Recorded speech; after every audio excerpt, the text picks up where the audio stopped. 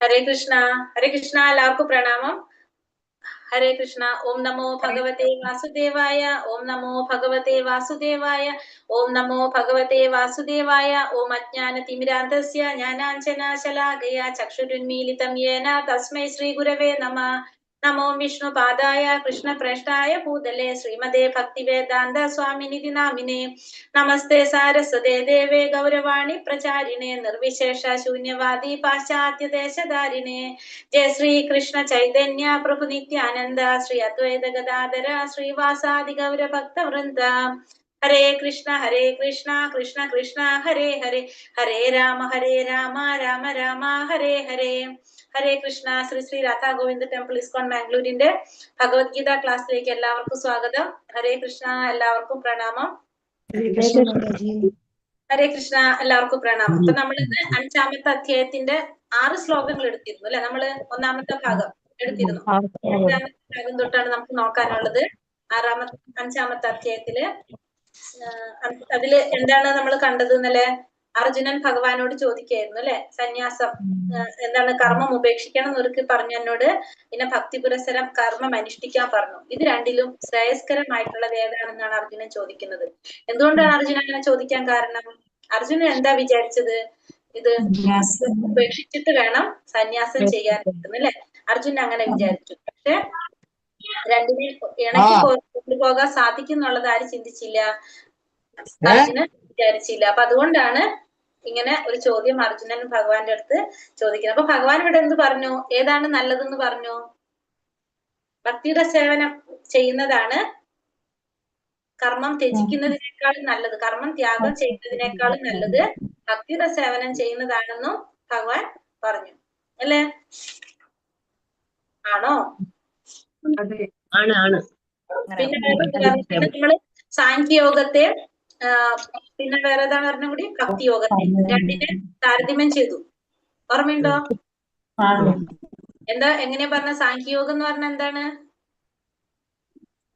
സാഖ്യയോഗം ഭൗതിക ലോകത്തിന്റെ ആത്മാവിനെ കണ്ടുപിടിച്ച പ്രപഞ്ചത്തിന്റെ ആത്മാവ് ആരാണ്? ഭൗതിക പ്രപഞ്ചത്തിന്റെ ആത്മാവ് ആരാണ്? വിഷ്ണു, ഭഗവാൻ തന്നെയാണ്. അപ്പൊ ഭഗവാനെ തന്നെയാണ്. കണ്ടുപിടിക്കാൻ പോയി കഴിഞ്ഞാൽ പോയി നോക്കി വരുമ്പോൾ ആരിലേക്ക് എത്തും? ഭഗവാനിലേക്ക് എത്തും. നേരിട്ട്. അപ്പൊ ഭക്തിയോഗത്തിൽ രണ്ടുപേരും ഒരുമിച്ച് അന്വേഷിക്കാൻ പോയി കഴിഞ്ഞാൽ ഭക്തിയോഗത്തിലുള്ള ആള് നേരെ ഭഗവാന്റെ അടുത്ത് പോയി അവിടെ ഇരിക്കുന്നുണ്ടാവും. മറ്റാള് കറങ്ങി തിരിഞ്ഞ് വരുമ്പോഴേക്കും സമയം പിടിക്കും. അപ്പൊ ഏതാണ് എളുപ്പം? ഭക്തിയോഗമാണ് എളുപ്പം. അത് നമുക്ക് മനസ്സിലായി. പിന്നെ വേറെ മനസ്സിലാക്കിയത് അത്രയല്ല നമ്മള് പഠിച്ചത്. അതുവരെ മനസ്സിലായല്ലോ അല്ലെ എല്ലാവർക്കും?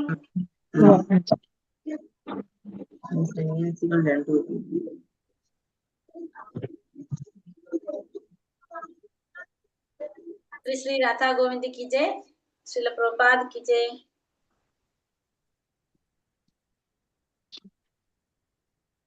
അപ്പൊ നമ്മള് 5 വരെ 6-ാമത്തെ തൊട്ട് 6 വരെ നോക്കി. 2-ാമത്തത് നിഷ്കാമ കർമ്മയോഗം എങ്ങനെ ചെയ്യാം? അപ്പൊ നിഷ്കാമ കർമ്മം എന്ന് വെച്ചാൽ എങ്ങനെയാണ്? എന്താണ് അർത്ഥം നിഷ്കാമ കർമ്മം? ഫലം ആഗ്രഹിക്കാതെ ചെയ്യുന്ന കർമ്മമാണ് എന്ത്? നിഷ്കാമ കർമ്മം.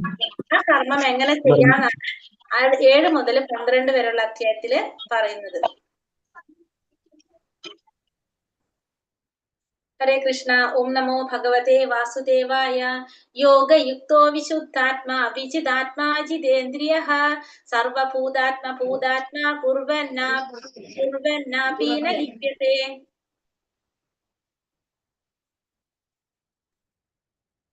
ഭക്തിപൂർവ്വം പ്രവർത്തിക്കുന്നവനും വിശുദ്ധാത്മാവും ഇന്ദ്രിയങ്ങളെ മനസ്സിനെയും നിയന്ത്രിക്കുന്നവനുമായ ഒരാൾ എല്ലാവർക്കും പ്രിയങ്കരനാണ്. അദ്ദേഹം എല്ലാവരെയും സ്നേഹിക്കും. പ്രവർത്തിച്ചു കൊണ്ടേയിരുന്നാലും യാതൊരു കർമ്മവും അദ്ദേഹത്തെ ബന്ധിക്കുന്നില്ല.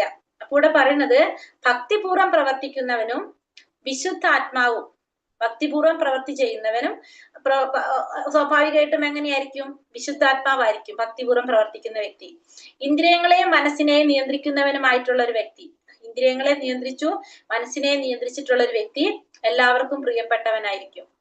ആ വ്യക്തി എന്താണ്? എല്ലാവരെയും സ്നേഹിക്കും. എങ്ങനെ പ്രവർത്തിച്ചു കൊണ്ടിരുന്നാലും ആ വ്യക്തിക്ക് എന്തുണ്ടാവില്ല? ആ കർമ്മത്തിന്റെ ഫലങ്ങളൊന്നും ആ വ്യക്തിയെ ബാധിക്കുന്നില്ല. ഒന്നുമായിട്ടും ബന്ധിക്കപ്പെടുന്നില്ല. ആ വ്യക്തി ഒരു കർമ്മവും അദ്ദേഹത്തെ ബന്ധിക്കുന്നില്ല. നമ്മൾ നേരത്തെ പഠിച്ചു അല്ലെ, ഭഗവാന് വേണ്ടിയിട്ട് സേവനം ചെയ്യുന്നവർക്ക് ഭഗവത് സേവനം ചെയ്യുക, അല്ലെങ്കിൽ ഭഗവാന്റെ ഇന്ദ്രിയങ്ങളെ സന്തോഷിപ്പിക്കാൻ വേണ്ടിയിട്ട് കർമ്മം ചെയ്യുന്നവന് എന്താണ്? ചുറ്റുമുള്ളവരെയും കൂടി സന്തോഷിപ്പിക്കാനായിട്ട് സാധിക്കുന്നു. അപ്പൊ അതേപോലെ തന്നെ അത് തന്നെയാണ് ഇവിടെയും പറഞ്ഞത്. ഭക്തിപൂർവ്വം ഭഗവാന്റെ സേവനം ചെയ്തുകൊണ്ടിരിക്കുന്ന, ഇന്ദ്രിയങ്ങളെ മനസ്സിനെ നിയന്ത്രിക്കാൻ സാധിച്ച ഒരു വ്യക്തി എന്താണ്? എല്ലാവർക്കും പ്രിയപ്പെട്ടവനായിരിക്കും. എല്ലാവരെയും സ്നേഹിക്കാൻ അദ്ദേഹത്തിന് സാധിക്കും. എന്തൊക്കെ ചെയ്തുകൊണ്ടിരുന്നാലും, കർമ്മങ്ങൾ ചെയ്താലും ഒരിക്കലും എന്ത് വരുന്നില്ല? കർമ്മബന്ധനത്തിൽ ആ വ്യക്തി വരുന്നില്ല. കാരണം ചെയ്യുന്നത് മുഴുവൻ ആർക്ക് വേണ്ടിയിട്ടായിരിക്കും? ഭഗവാന് വേണ്ടിയിട്ടായിരിക്കും ചെയ്യുന്നത്. അപ്പോ നമ്മളൊരു ചോദ്യം ചിന്തിക്കാം, എന്താണ്? അർജുനൻ അപ്പൊ ഒരു അപരാധം ചെയ്തില്ലേ? കാരണം അങ്ങനെയുള്ള വ്യക്തി നല്ല കാര്യങ്ങളെ ചെയ്യുള്ളൂ എന്നാ പറയുന്നത് അല്ലെ. അപ്പൊ അർജുനൻ കൃഷ്ണാവബോധം ഉണ്ടായിരുന്ന വ്യക്തിയല്ലേ, എന്നിട്ട് അർജുനൻ അപരാധം ചെയ്തില്ല, യുദ്ധം ചെയ്തു, എല്ലാവരെയും വധിച്ചില്ല എന്നാ ചോദിച്ചു കഴിഞ്ഞാൽ അവിടെ അർജുനൻ ആർക്ക് വേണ്ടിയാ പ്രവർത്തിച്ചത്? ഭഗവാന് വേണ്ടിയാ പ്രവർത്തിച്ചത്. ഭഗവാന്റെ ഇച്ഛയാണ് അവിടെ ആര് നടപ്പാക്കിയത്? അർജുനൻ നടപ്പാക്കുന്നത്. ഭഗവാൻ എന്താണോ പറയുന്നത് അതാണ് എന്ത്? കർമ്മം എന്ന് പറയുന്നത്. നമ്മളൊരു ധർമ്മം അധർമ്മം എന്ന് പറയുന്നത് എങ്ങനെയാണ്? നമുക്ക് എങ്ങനെയാണ് ഒരു കാര്യം ധർമ്മമാണ് അധർമ്മമാണെന്ന് മനസ്സിലാക്കാൻ സാധിക്കുന്നത്?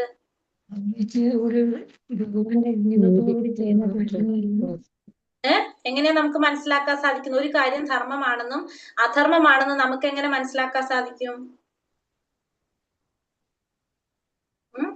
അത് ഓൾറെഡി നമ്മളെ ശാസ്ത്രങ്ങളിൽ പറഞ്ഞിട്ടുണ്ടാവും അല്ലെ, എന്തൊക്കെയാണ് ധർമ്മം എന്തൊക്കെയാണ് അധർമ്മം എന്നുള്ളത്. നമ്മൾ അതനുസരിച്ചായിരിക്കും നമ്മൾ മനസ്സിലാക്കുന്നത്. നമ്മളെ കാഴ്ചപ്പാടല്ലല്ലോ ധർമ്മം അധർമ്മം തീരുമാനിക്കുന്നത്. അപ്പോ ഭഗവാൻ എന്ത് പറയുന്നു അതാണ് എന്ത്? ധർമ്മം അല്ലെ. ഭഗവാൻ എന്താണോ പറയുന്നത് അതാണ് ധർമ്മം. നമുക്കതിനൊരു ഇത് മനസ്സിലാക്കാൻ സാധിക്കും. യുദ്ധത്തില് യുധിഷ്ഠിര മഹാരാജാവിന്റെ ഒരു കഥ കേട്ടിട്ടില്ലേ? കഥയല്ല, ഒരു സംഭവം കേട്ടിട്ടുള്ളത് എങ്ങനെയാണ് നമ്മള്?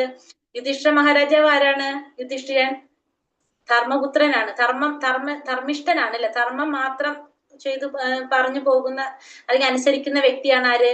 യുധിഷ്ഠിര മഹാരാജാവ്. ഭഗവാന്റെ ഇച്ഛയ്ക്ക് അനുസരിച്ച് മാത്രം പ്രവർത്തിക്കുന്ന വ്യക്തി, സത്യം മാത്രമേ പറയുള്ളൂ അദ്ദേഹം ആണല്ലോ യുധിഷ്ഠിര മഹാരാജാവ്. അങ്ങനെ യുദ്ധത്തില് ഭഗവാൻ എന്ത് പറയും യുധിഷ്ഠിര മഹാരാജാവിന്റെ അടുത്ത്? മരണപ്പെട്ടു എന്ന് പറയാനായിട്ട് പറയും അല്ലെ. അപ്പോ യുധിഷ്ഠിര മഹാരാജാവ് എന്ത് ചെയ്യില്ല? ഭഗവാൻ പറഞ്ഞത് പറയില്ല. കാരണം അശ്വത്ഥമാവ് മരണപ്പെട്ടിട്ടില്ല. അപ്പൊ അതുകൊണ്ട് അപ്പൊ അതുവരെ യുധിഷ്ഠിര മഹാരാജാവിന്റെ രഥം തന്നെ എങ്ങനെയാണ് പറയണത്? ഭൂമിയിൽ നിന്ന് മുകളിലേക്ക്, അതായത് നിലം തൊട്ടാതെയാണ് ആരുടെ രഥം പോകുന്നത് എപ്പോഴും? യുധിഷ്ഠിര മഹാരാജാവിന്റെ രഥം പോകുന്നത് എപ്പോഴും. അപ്പോ ഭഗവാൻ പറഞ്ഞിട്ടും ആര് പറയില്ല? അത് പറയാനായിട്ട് ആർക്കും ഇഷ്ടമുണ്ടാവില്ല? യുധിഷ്ഠിര മഹാരാജാവിന്. ലാസ്റ്റ് എന്ത് പറയും? അശ്വത്ഥമാവ് എന്ന ആന എന്ന് പറയും. അശ്വത്ഥമാവ് ഉറക്കെ പറഞ്ഞിട്ട് ബാക്കി ആന എന്ന് പതുക്കെ പറഞ്ഞു. അതായത് ഭഗവാൻ എന്താണോ പറയുന്നത് അതാണ് ധർമ്മം. പക്ഷെ അവിടെ യുധിഷ്ഠിര മഹാരാജാവ് എന്ത് ചെയ്തു? ഭഗവാൻ പറഞ്ഞതിനെ അത് ഉൾക്കൊണ്ടില്ല. അപ്പൊ എന്ത് സംഭവിച്ചു? അത് പറഞ്ഞു കഴിഞ്ഞപ്പോ എന്ത് ചെയ്തു? നേരെ താഴ്ത്തിക്കിരുന്നു അല്ലെ. അപ്പൊ തന്നെ അവിടെ എന്താണ്? അസത്യമാണ് പറയുന്നത്. പക്ഷെ ഭഗവാൻ എന്താണോ പറയുന്നത് അതാണ് അപ്പൊ അവിടെ എന്ത്? ധർമ്മം എന്ന് പറയുന്നത്. അപ്പൊ നമുക്ക് മനസ്സിലാക്കാലോ ധർമ്മം എന്താണ്? ഭഗവാൻ എന്താണ് പറയുന്നത് അതാണ് ധർമ്മം. അപ്പൊ ഇവിടെ അർജുനൻ എന്താ ചെയ്യുന്നത്? ഭഗവാന്റെ ഇച്ഛയ്ക്ക് അനുസരിച്ച് പ്രവർത്തിക്കുക. ഭഗവാന്റെ ഇച്ഛ എന്തായിരുന്നു? യുദ്ധം ചെയ്യാന്നുള്ളതായിരുന്നു. അധർമ്മികളെ മുഴുവനും ഇല്ലാതാക്കാന്നുള്ളത് ഭഗവാന്റെ നിശ്ചയാണ് അവിടെ. അതാണ് ഇവിടെ ആര് നടപ്പിലാക്കുന്നത്? ഭഗവാൻ അർജുനൻ നടപ്പിലാക്കുന്നത്. അതുകൊണ്ട് തന്നെ അത്തരത്തിലുള്ള കർമ്മത്തിന്റെ ഫലങ്ങളൊന്നും ആരെ ബാധിക്കില്ല? അർജുനനെ ബാധിക്കുന്നില്ല.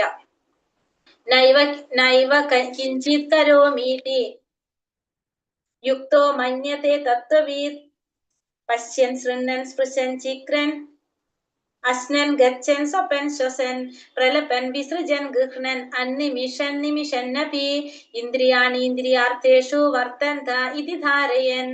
ദിവ്യാവബോധമുള്ള വ്യക്തി ദർശനം, ശ്രവണം, സ്പർശനം, കാണം, അശനം, ഗമനം, നിദ്ര, ശ്വാസോച്ഛ്വാസം തുടങ്ങി എന്ത് തന്നെ ചെയ്യുമ്പോഴും വാസ്തവത്തിൽ ഒന്നും ചെയ്യുന്നില്ലെന്ന് അയാൾക്കറിയാം. കാരണം സംസാരിക്കുമ്പോഴും വിസർജിക്കുമ്പോഴും സ്വീകരിക്കുമ്പോഴും കണ്ണു തുറക്കുമ്പോഴും അടയ്ക്കുമ്പോഴും എല്ലാം ഭൗതികമായ ഇന്ദ്രിയങ്ങൾ അവയുടെ വിഷയങ്ങളിൽ വ്യാപരിക്കുകയാണ് ചെയ്യുന്നതെന്നും അയാൾ അവയിൽ നിന്നെല്ലാം വ്യത്യസ്തനാണെന്നും സ്വയം മനസ്സിലാക്കുന്നു. അപ്പൊ ദിവ്യാവബോധമുള്ള വ്യക്തി, ആ ദിവ്യമായ അവബോധം എന്ന് പറയുന്നത് ഏതാണ്? കൃഷ്ണാവബോധം, ഭഗവാനെ കുറിച്ചുള്ള ഒരു അവബോധം. അതുള്ള വ്യക്തി എന്ത് ചെയ്യുമ്പോഴും എന്തൊക്കെ ചെയ്യുമ്പോഴും വാസ്തവത്തിൽ ആ വ്യക്തിക്ക് എന്തറിയാം? അയാൾക്ക് അറിയാൻ പറ്റും, ഞാൻ ഒന്നും ചെയ്യുന്നില്ല. ചെയ്യുന്നത് എന്താണ്? ഇന്ദ്രിയങ്ങള് ഇന്ദ്രിയ വിഷയങ്ങളിൽ വ്യാപരിക്കുകയാണെന്നുള്ളത് ആർക്ക് മനസ്സിലാക്കാനായിട്ട് സാധിക്കും? ഈ വ്യക്തിക്ക് അറിയാം താൻ ഇവയിൽ നിന്നെല്ലാം വ്യത്യസ്തനാണെന്നും ആ വ്യക്തിക്ക് സ്വയം മനസ്സിലാക്കാനായിട്ട് സാധിക്കും. ഭൗതികമായ ഇന്ദ്രിയ വിഷയങ്ങളിലാണ് എല്ലാം വ്യാപരിച്ചിരിക്കുന്നതെന്നും അവയിൽ നിന്നെല്ലാം വ്യത്യസ്തനാണെന്നും സ്വയം ആർക്ക് മനസ്സിലാക്കാൻ സാധിക്കും? ഈ ദിവ്യ അവബോധം കിട്ടിയ വ്യക്തിക്ക് മനസ്സിലാക്കാനായിട്ട് സാധിക്കും. കൃഷ്ണാവബോധം സിദ്ധിച്ച ഒരു വ്യക്തി എപ്പോഴും എങ്ങനെയായിരിക്കും? വിശുദ്ധനായിരിക്കും. അയാളുടെ ജീവിതവും വിശുദ്ധമായിരിക്കും. അപ്പൊ അങ്ങനെയുള്ള വ്യക്തി ഇഷ്ടം അങ്ങനത്തെ ആളുകളുണ്ട്. അങ്ങനെയുള്ള വ്യക്തി എങ്ങനെയാണ് പറഞ്ഞത്? വിശുദ്ധ വ്യക്തിയായിരിക്കും, ശുദ്ധ ഭക്തനായിരിക്കും. ജീവിതം ആ വ്യക്തിയുടെ എങ്ങനെയായിരിക്കും? വിശുദ്ധമായ ജീവിതമായിരിക്കും. അപ്പോ അങ്ങനെയുള്ള വ്യക്തിയെ എന്ത് ബാധിക്കുന്നില്ല? ഒന്നും ബാധിക്കുന്നില്ല. ആ വ്യക്തി എപ്പോഴും എന്താഗ്രഹിക്കുന്നത്? ഭക്തിയുടെ സേവനം ചെയ്യുക, ഭഗവാന്റെ സേവനം ചെയ്യാനും മാത്രമാണ് ആരുടെ ലക്ഷ്യം? അത്തരം പ്രവൃത്തി ചെയ്യുന്ന ആ ശുദ്ധ ഭക്തന്റെ ലക്ഷ്യം തന്നെ. അല്ലാത്തവർ പറയുന്നത് ഇവിടെ നമ്മൾ ഒരു പ്രവൃത്തി ചെയ്യുമ്പോൾ 5 കാര്യങ്ങൾ ആശ്രയിച്ചാണ് ഇരിക്കുന്നത്. നമ്മുടെ ആ പ്രവർത്തനത്തിന്റെ വിജയം അല്ലെങ്കിൽ അത് 5 കാര്യങ്ങളെ ആശ്രയിച്ചിരിക്കും. ഒന്ന്, അത് ചെയ്യാനായിട്ട് ഒരാള് വേണം, കർത്താവ് വേണം, ചെയ്യാനൊരു പ്രവൃത്തി വേണം, അത് പിന്നൊരു മാധ്യമം അല്ലെങ്കിൽ നമുക്ക് എന്ത് വേണം? നമുക്ക് അതിനൊരു അവസ്ഥ എന്ന് പറയാം. അത് ചെയ്യാനായിട്ടൊരു പ്ലാറ്റ്ഫോം എന്ന് പറയും അല്ലെ, ഒരു മാധ്യമം വേണം, പിന്നെ നമ്മളെ പ്രയത്നം വേണം, നമ്മൾ അതിന് വേണ്ടിയിട്ട് പരിശ്രമം വേണം, പിന്നെ നമുക്ക് എന്ത് വേണം? ഭഗവാന്റെ കാരുണ്യം വേണം. ഈ 5 കാര്യങ്ങളെ ആശ്രയിച്ചാണ് എന്തിരിക്കുന്നത്? നമ്മുടെ ഒരു പ്രവൃത്തി ഇരിക്കുന്നത്. നമ്മളൊരു കാര്യം ചെയ്യുമ്പോൾ നമ്മൾ എന്തൊരു കാര്യം ചെയ്യണം, നല്ലതാവാം ചീത്തയാകാം. നമ്മൾ ചെയ്യുന്ന കാര്യം ചിലപ്പോ നല്ല കാര്യമാകാം, ചീത്ത കാര്യമായിരിക്കും. പക്ഷെ എന്തിനും എന്ത് കാര്യങ്ങളുണ്ട്? ഈ 5 കാര്യങ്ങളുണ്ട്. ഒന്ന്, ചെയ്യാനൊരു വ്യക്തി വേണം, പ്രവൃത്തി വേണം, ചെയ്യാനായിട്ടുള്ളൊരു മാധ്യമം വേണം, പിന്നെ അത് വേണം നമ്മളെ പരിശ്രമം വേണം, ഭഗവാന്റെ കാരുണ്യം വേണം. ഇത് ആർക്ക് ബാധകല്ല? കൃഷ്ണാവബോധത്തിലുള്ള വ്യക്തിയെ സംബന്ധിച്ച് ഇത് ബാധകല്ല. കാരണം ആ വ്യക്തി ചെയ്യുന്ന പ്രവർത്തികൾ മുഴുവൻ ആർക്ക് വേണ്ടിയിട്ടാണ് ചെയ്യുന്നത്? ഭഗവാന് വേണ്ടിയിട്ടാണ് ചെയ്യുന്നത്. അവിടെ ഇതൊന്നും ബാധകല്ല. അല്ലാത്തവരെന്ത് ചെയ്യണമെങ്കിലും ഈ പറഞ്ഞ 5 കാര്യങ്ങൾ അതില് വന്നിരിക്കണം. അപ്പൊ അത് നമ്മളിത് പഠിക്കുന്നുണ്ട്, പിന്നീട് നമുക്ക് വീണ്ടും വരുന്നുണ്ട് കേട്ടോ അത്. അപ്പൊ അവിടെ പറയാം നമുക്കത്. ബ്രഹ്മണ്യാധ്യായ കർമാണി സംഘം ത്യക്താ കരോതി യഃ ലിപ്യതേന സ പാപേന പത്മപത്രാവിവാംപസ. ആസക്തി കൂടാതെ ഫലത്തെ പരമപുരുഷന് സമർപ്പിച്ചുകൊണ്ട് തന്റെ കർത്തവ്യങ്ങൾ അനുഷ്ഠിക്കുന്ന ഒരാളെ താമരയിലയിലെ വെള്ളം എന്ന പോലെ ദുഷ്കർമ്മ ഫലങ്ങൾ ബാധിക്കുകയില്ല. ആസക്തി ഇല്ലാതെ ഫലത്തെ ഭഗവാന് പരമപുരുഷന് സമർപ്പിച്ചുകൊണ്ട് തന്റെ കർത്തവ്യങ്ങൾ അനുഷ്ഠിക്കുന്ന ഒരു വ്യക്തിയെ താമരയിലെ വെള്ളത്തിൽ കിടന്നാൽ നമുക്കറിയാം എന്തുണ്ടാവില്ല? നനയുന്നില്ല. അതേപോലെ തന്നെ ദുഷ്കർമ്മ ഫലങ്ങൾ ഒരിക്കലും ബാധിക്കില്ല. എങ്ങനെയാണ്? എല്ലാ കർമ്മങ്ങളും ആർക്ക് സമർപ്പിക്കാണ്? ഭഗവാന് സമർപ്പിച്ചുകൊണ്ട് ചെയ്യുന്ന വ്യക്തി. അങ്ങനെയുള്ള വ്യക്തിയെ നമ്മൾ നിഷ്കാമ കർമ്മത്തെ കുറിച്ച് പറയില്ല. കർമ്മം ചെയ്യുന്നു, കർമ്മത്തിന്റെ ഫലങ്ങളിൽ ഒന്നിലും ആസക്തി ഇല്ലാതെ എല്ലാം ഭഗവാന് സമർപ്പിച്ചുകൊണ്ട് ചെയ്യുകയാണെങ്കിൽ സ്വാഭാവികമായിട്ടും എന്തില്ല? ആ വ്യക്തിയെ ദുഷ്കർമ്മ ഫലങ്ങളൊന്നും ആ വ്യക്തിയെ ബാധിക്കുന്നില്ല. താമരയിലെ വെള്ളത്തിലിട്ടാലും നനയാത്ത പോലെയായിരിക്കും ആ വ്യക്തിയെ സംബന്ധിച്ച്. അപ്പൊ അങ്ങനെ ഉള്ള ഇവിടെ പറയുന്ന പദം എന്താണ്? ബ്രഹ്മണ്യാധ്യായ കർമാണി എന്ന് പറഞ്ഞ ബ്രഹ്മണി എന്ന് വെച്ചാൽ എന്താണ്? പരമദിവ്യോത്തമ പുരുഷനിൽ ഭഗവാനെ കുറിച്ചുള്ള അവബോധം, കൃഷ്ണാവബോധം എന്നാണ് ഇവിടെ പറയുന്നത്. അപ്പോ നമുക്കിവിടെ കൃഷ്ണാവബോധത്തോടെ ചെയ്യുകയാണെങ്കിൽ നമുക്ക് അവിടെ എന്ത് വരുന്നില്ല? അപ്പൊ അതിന്റെ അർത്ഥം അതിലൊന്നും നമുക്ക് യാതൊരു വിധത്തിലുള്ള ഫലങ്ങളും ഉണ്ടാകുന്നില്ല. ഭൗതിക പ്രകൃതിയിലെ ത്രിഗുണങ്ങളുടെ സമഗ്ര ആവിഷ്കരണമാണ് എന്ത്? ഈ പ്രപഞ്ചം. അതിനെ നമുക്ക് എന്ത് പറയാം? പ്രധാന എന്നും പറയാം. ഈ പ്രകൃതിയുടെ ത്രിഗുണങ്ങളുടെ ഒരു ആവിഷ്കരണത്തിന് നമുക്ക് എന്ത് പറയാം? പ്രധാന എന്ന് പറയാനായിട്ട് സാധിക്കും. അപ്പോ തന്റെ ശരീരം ഒരു പ്രത്യേക കാര്യനിർവഹണത്തിന് വേണ്ടി ഉപയോഗിക്കാം, ഭഗവാൻ സമ്മാനിച്ചതായത് കൊണ്ട് തന്നെ നമുക്ക് അതിനെ എന്തിനു ഉപയോഗപ്പെടുത്താം? കൃഷ്ണാവബോധത്തിൽ ഉപയോഗപ്പെടുത്താം. അപ്പൊ അതിന് ഉപയോഗപ്പെടുത്തുമ്പോ താമരയിലെ വെള്ളത്തിൽ കിടന്നാലും നനയാത്തതുപോലെ ആ പാപമാലിന്യങ്ങളൊന്നും ഇല്ലാത്തതായിരിക്കും, തീണ്ടാത്തതായിരിക്കും നമ്മൾ. അതായത് നമ്മുടെ ഈ ശരീരം നമുക്ക് എന്ത് ചെയ്യാം? ഭഗവാൻ ഈ പഞ്ചഭൂതങ്ങൾ കൊണ്ട് നിർമ്മിച്ച നമ്മുടെ ഈ ശരീരം കൊണ്ട് നമുക്ക് എന്ത് ചെയ്യാൻ സാധിക്കും? കൃഷ്ണാവബോധത്തിൽ പ്രവർത്തിക്കാം. ഭഗവാന് സേവനം ചെയ്യാനായിട്ട് സാധിക്കും. നമുക്ക് പല രീതിയിലും നമ്മൾ ഇന്ദ്രിയങ്ങളും ഉപയോഗിച്ചുകൊണ്ട് നമുക്ക് ഭഗവത് സേവനം ചെയ്യാനായിട്ട് സാധിക്കും. അപ്പൊ നമ്മൾ ആ ചെയ്യുന്ന പ്രവൃത്തികള് ഒരിക്കലും നമ്മൾ എന്ത് വരുന്നില്ല, അവിടെ പാപമാലിന്യങ്ങൾ, പാപഫലോ പുണ്യഫലോ നമുക്ക് അനുഭവിക്കേണ്ടതായിട്ട് വരില്ല. അതാണ് താമരയിലെ വെള്ളത്തിൽ കിടന്നാലും നനയാത്ത പോലെയായിരിക്കും നമ്മുടെ അവസ്ഥ എന്ന് പറയുന്നത്. കായേന മനസാ ഭൂത്യ കേവലൈരിന്ദ്രിയൈരപി യോഗിന കർമ്മ കുർവന്തി സംഘം ത്യക്താത്മശുദ്ധയെ. യോഗികൾ അനാസക്തരായി ശരീരം, മനസ്സ്, ബുദ്ധി എന്നിവ കൊണ്ടും ഇന്ദ്രിയങ്ങൾ കൊണ്ട് പോലും ആത്മശുദ്ധിക്ക് വേണ്ടി മാത്രം പ്രവർത്തനത്തിൽ ഏർപ്പെടുന്നു. യോഗികള് അനാസക്തരായിട്ട്, ആസക്തി ഇല്ലാതെ ശരീരം കൊണ്ടും മനസ്സുകൊണ്ടും ബുദ്ധി കൊണ്ടും ഇന്ദ്രിയങ്ങൾ കൊണ്ട് പോലും എന്ത് ചെയ്യും? ആത്മസാക്ഷാത്കാരത്തിന് വേണ്ടി, ആത്മശുദ്ധിക്ക് വേണ്ടി പ്രവർത്തിക്കുന്നവരാണ്. ഇപ്പൊ നമ്മള് മുന്നത്തെ ശ്ലോകത്തിൽ നമ്മൾ പറഞ്ഞത് അതാണ് അല്ലെ. ഇവിടെ നമ്മൾ കണ്ടത് എന്താണ്? ശരീരം ഭഗവാന് വേണ്ടിയിട്ട് ഭഗവാൻ സമ്മാനിച്ചതാണ് നമ്മൾ ഈ ശരീരം. മനുഷ്യ ശരീരം കിട്ടിയത് തന്നെ നമുക്ക് എന്തിനു വേണ്ടിയിട്ടാണ്? ഭഗവത് സാക്ഷാത്കാരത്തിന് വേണ്ടിയിട്ട് കിട്ടിയതാണ്. അപ്പൊ നമ്മള് അതിനു വേണ്ടി ഉപയോഗിക്കുകയാണെങ്കിൽ താമരയിലെ വെള്ളത്തിൽ കിടന്നാലും നനയാത്ത പോലെ അവസ്ഥയിലായിരിക്കും നമ്മൾ ഉണ്ടാകുന്നത്. അതായത് പാപമാലിന്യങ്ങളൊന്നും അതിനെ ബാധിക്കുന്നില്ല. ഇവിടെ യോഗികൾ എങ്ങനെയായിരിക്കും? ആസക്തി ഇല്ലാതെ ശരീരം കൊണ്ടും മനസ്സുകൊണ്ടും ബുദ്ധി കൊണ്ടും ഇന്ദ്രിയങ്ങൾ കൊണ്ട് പോലും അവർ എന്ത് ചെയ്യുന്നവരാണ്? ആത്മശുദ്ധീകരണത്തിന് വേണ്ടി പ്രവർത്തനത്തിൽ ഏർപ്പെട്ടു പോരുന്നവരാണ് ആര്? ഈ യോഗികൾ എല്ലാവരും തന്നെ. ശരീരം കൊണ്ടോ മനസ്സുകൊണ്ടോ ബുദ്ധി കൊണ്ടോ വാക്കുകൊണ്ടോ കൃഷ്ണാവബോധത്തോടെ ഭഗവത് സേവനത്തിൽ പ്രവർത്തിക്കുന്നവർ ഭൗതിക ലോകത്തിൽ പ്രാപഞ്ചിക കൃത്യങ്ങളിൽ ഏർപ്പെട്ടിരുന്നാലും മുക്തൻ തന്നെയാണ്. അപ്പൊ ഈ ഭൗതിക ലോകത്തില്, ഈ പ്രപഞ്ചത്തില് നമ്മള് പ്രാപഞ്ചിക കൃത്യങ്ങളിൽ ഏർപ്പെട്ടിരുന്നാല്, പ്രാപഞ്ചിക കൃത്യങ്ങൾ എന്ന് വെച്ചാൽ ഈ ഭൗതിക പ്രപഞ്ചത്തിൽ നമ്മൾ കർമ്മങ്ങൾ എന്തൊക്കെയാണ് ചെയ്യുന്നത് അതൊക്കെ അതിൽ വരാം. എന്തൊക്കെ പ്രവർത്തികൾ ചെയ്തുകൊണ്ടിരുന്നാലും അവരെങ്ങനെയായിരിക്കും? മുക്തന്മാര് തന്നെയായിരിക്കും. കാരണം ശരീരം കൊണ്ടും മനസ്സുകൊണ്ടും വാക്കുകൊണ്ടും കൃഷ്ണാവബോധത്തിൽ ഏർപ്പെട്ടിരിക്കുന്നവരാണ് അവര്. അപ്പൊ അവര് ഈ ഭൗതിക പ്രപഞ്ചത്തിൽ എന്തൊക്കെ ചെയ്താലും അവരെപ്പോഴും എങ്ങനെയായിരിക്കും? മുക്താത്മാക്കൾ തന്നെയായിരിക്കും ഇവിടെ പറയുന്നത്. യുക്ത കർമ്മഫലം ത്യക്ത ശാന്തി മാപ്നോതി നൈഷ്ടകീം അയുക്ത കാമകാരേണ ഫലേ സക്തോ നിബധ്യതേ. സ്ഥിരചിത്തനായ ഒരു ഭക്തൻ കർമ്മഫലങ്ങളെല്ലാം എനിക്ക് അർപ്പിക്കുന്നത് കൊണ്ട് സമ്പൂർണ്ണ മനസമാധാനം നേടുന്നു. എന്നാൽ ഈശ്വരനിൽ നിന്ന് വേർപെട്ട് നിൽക്കുന്നവൻ തന്റെ ഫലങ്ങളിൽ അത്യാഗ്രഹി ആയതുകൊണ്ട് അതിൽപ്പെട്ട് വലയുന്നു. അപ്പൊ സ്ഥിരചിത്തനായിട്ടുള്ള ഒരു വ്യക്തി, ആ ഭക്തൻ എങ്ങനെയാണ്? കർമ്മത്തിന്റെ ഫലങ്ങളെല്ലാം ഭഗവാന് സമർപ്പിക്കുന്നത് കൊണ്ട് സമാധാനം നേടാൻ ആ വ്യക്തിക്ക് സാധിക്കും. കാരണം ചെയ്യുന്ന കർമ്മത്തിന്റെ ഫലം ആർക്ക് സമർപ്പിക്കാണ്? ഭഗവാന് സമർപ്പിക്കാണ്. പക്ഷെ നേരെ മറിച്ച് അങ്ങനെ ചെയ്യാത്തൊരു വ്യക്തിയാണെങ്കിലോ അത്യാഗ്രഹിയായിരിക്കും കർമ്മത്തിന്റെ ഫലങ്ങളിൽ. ആ വ്യക്തി അതിൽപ്പെട്ട് വലയും. കാരണം ആ വ്യക്തിക്ക് ഒരിക്കലും എന്തുണ്ടാവില്ല? സമാധാനം ഉണ്ടാവില്ല. കാരണം ആ കർമ്മത്തിന്റെ ഫലത്തിൽ അത്യാഗ്രഹിയാണ്, അതിനെക്കുറിച്ച് മാത്രം ചിന്തിച്ചു കൊണ്ടിരിക്കും. അവർക്കൊരിക്കലും സമാധാനം ഉണ്ടാവില്ല. ഭഗവാൻ ഒഴികെ മറ്റൊന്നിനും നിലനിൽപ്പില്ല എന്ന സാക്ഷാത്കാരമാണ് ശാന്തിയുടെയും നിർഭതയുടെയും തലം. ഇതാണ് കൃഷ്ണാവബോധത്തിന്റെ രഹസ്യം. അപ്പൊ നമുക്കറിയാം ഭഗവാന് മാത്രമേ ഈ പ്രപഞ്ചത്തില് ആര് മാത്രമേ നിലനിൽക്കുന്നുള്ളൂ? ഭഗവാൻ ഉള്ളൂ. മറ്റെല്ലാതും എങ്ങനെയാണ്? എല്ലാതും ഭഗവാനിൽ നിന്ന് തന്നെയാണ് വന്നിരിക്കുന്നത്.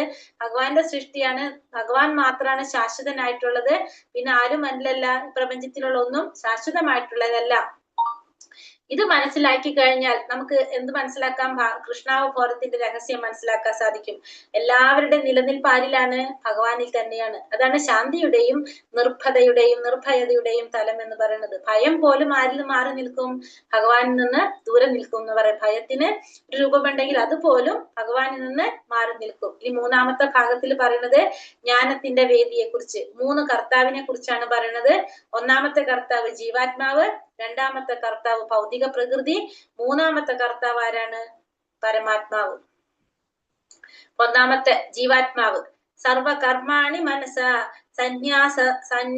സന്യാസസ്തേ സുഖം വശി നവദ്വാരേ പുരേ ദേഹി നൈവ കുർവന്ന കാരയൻ.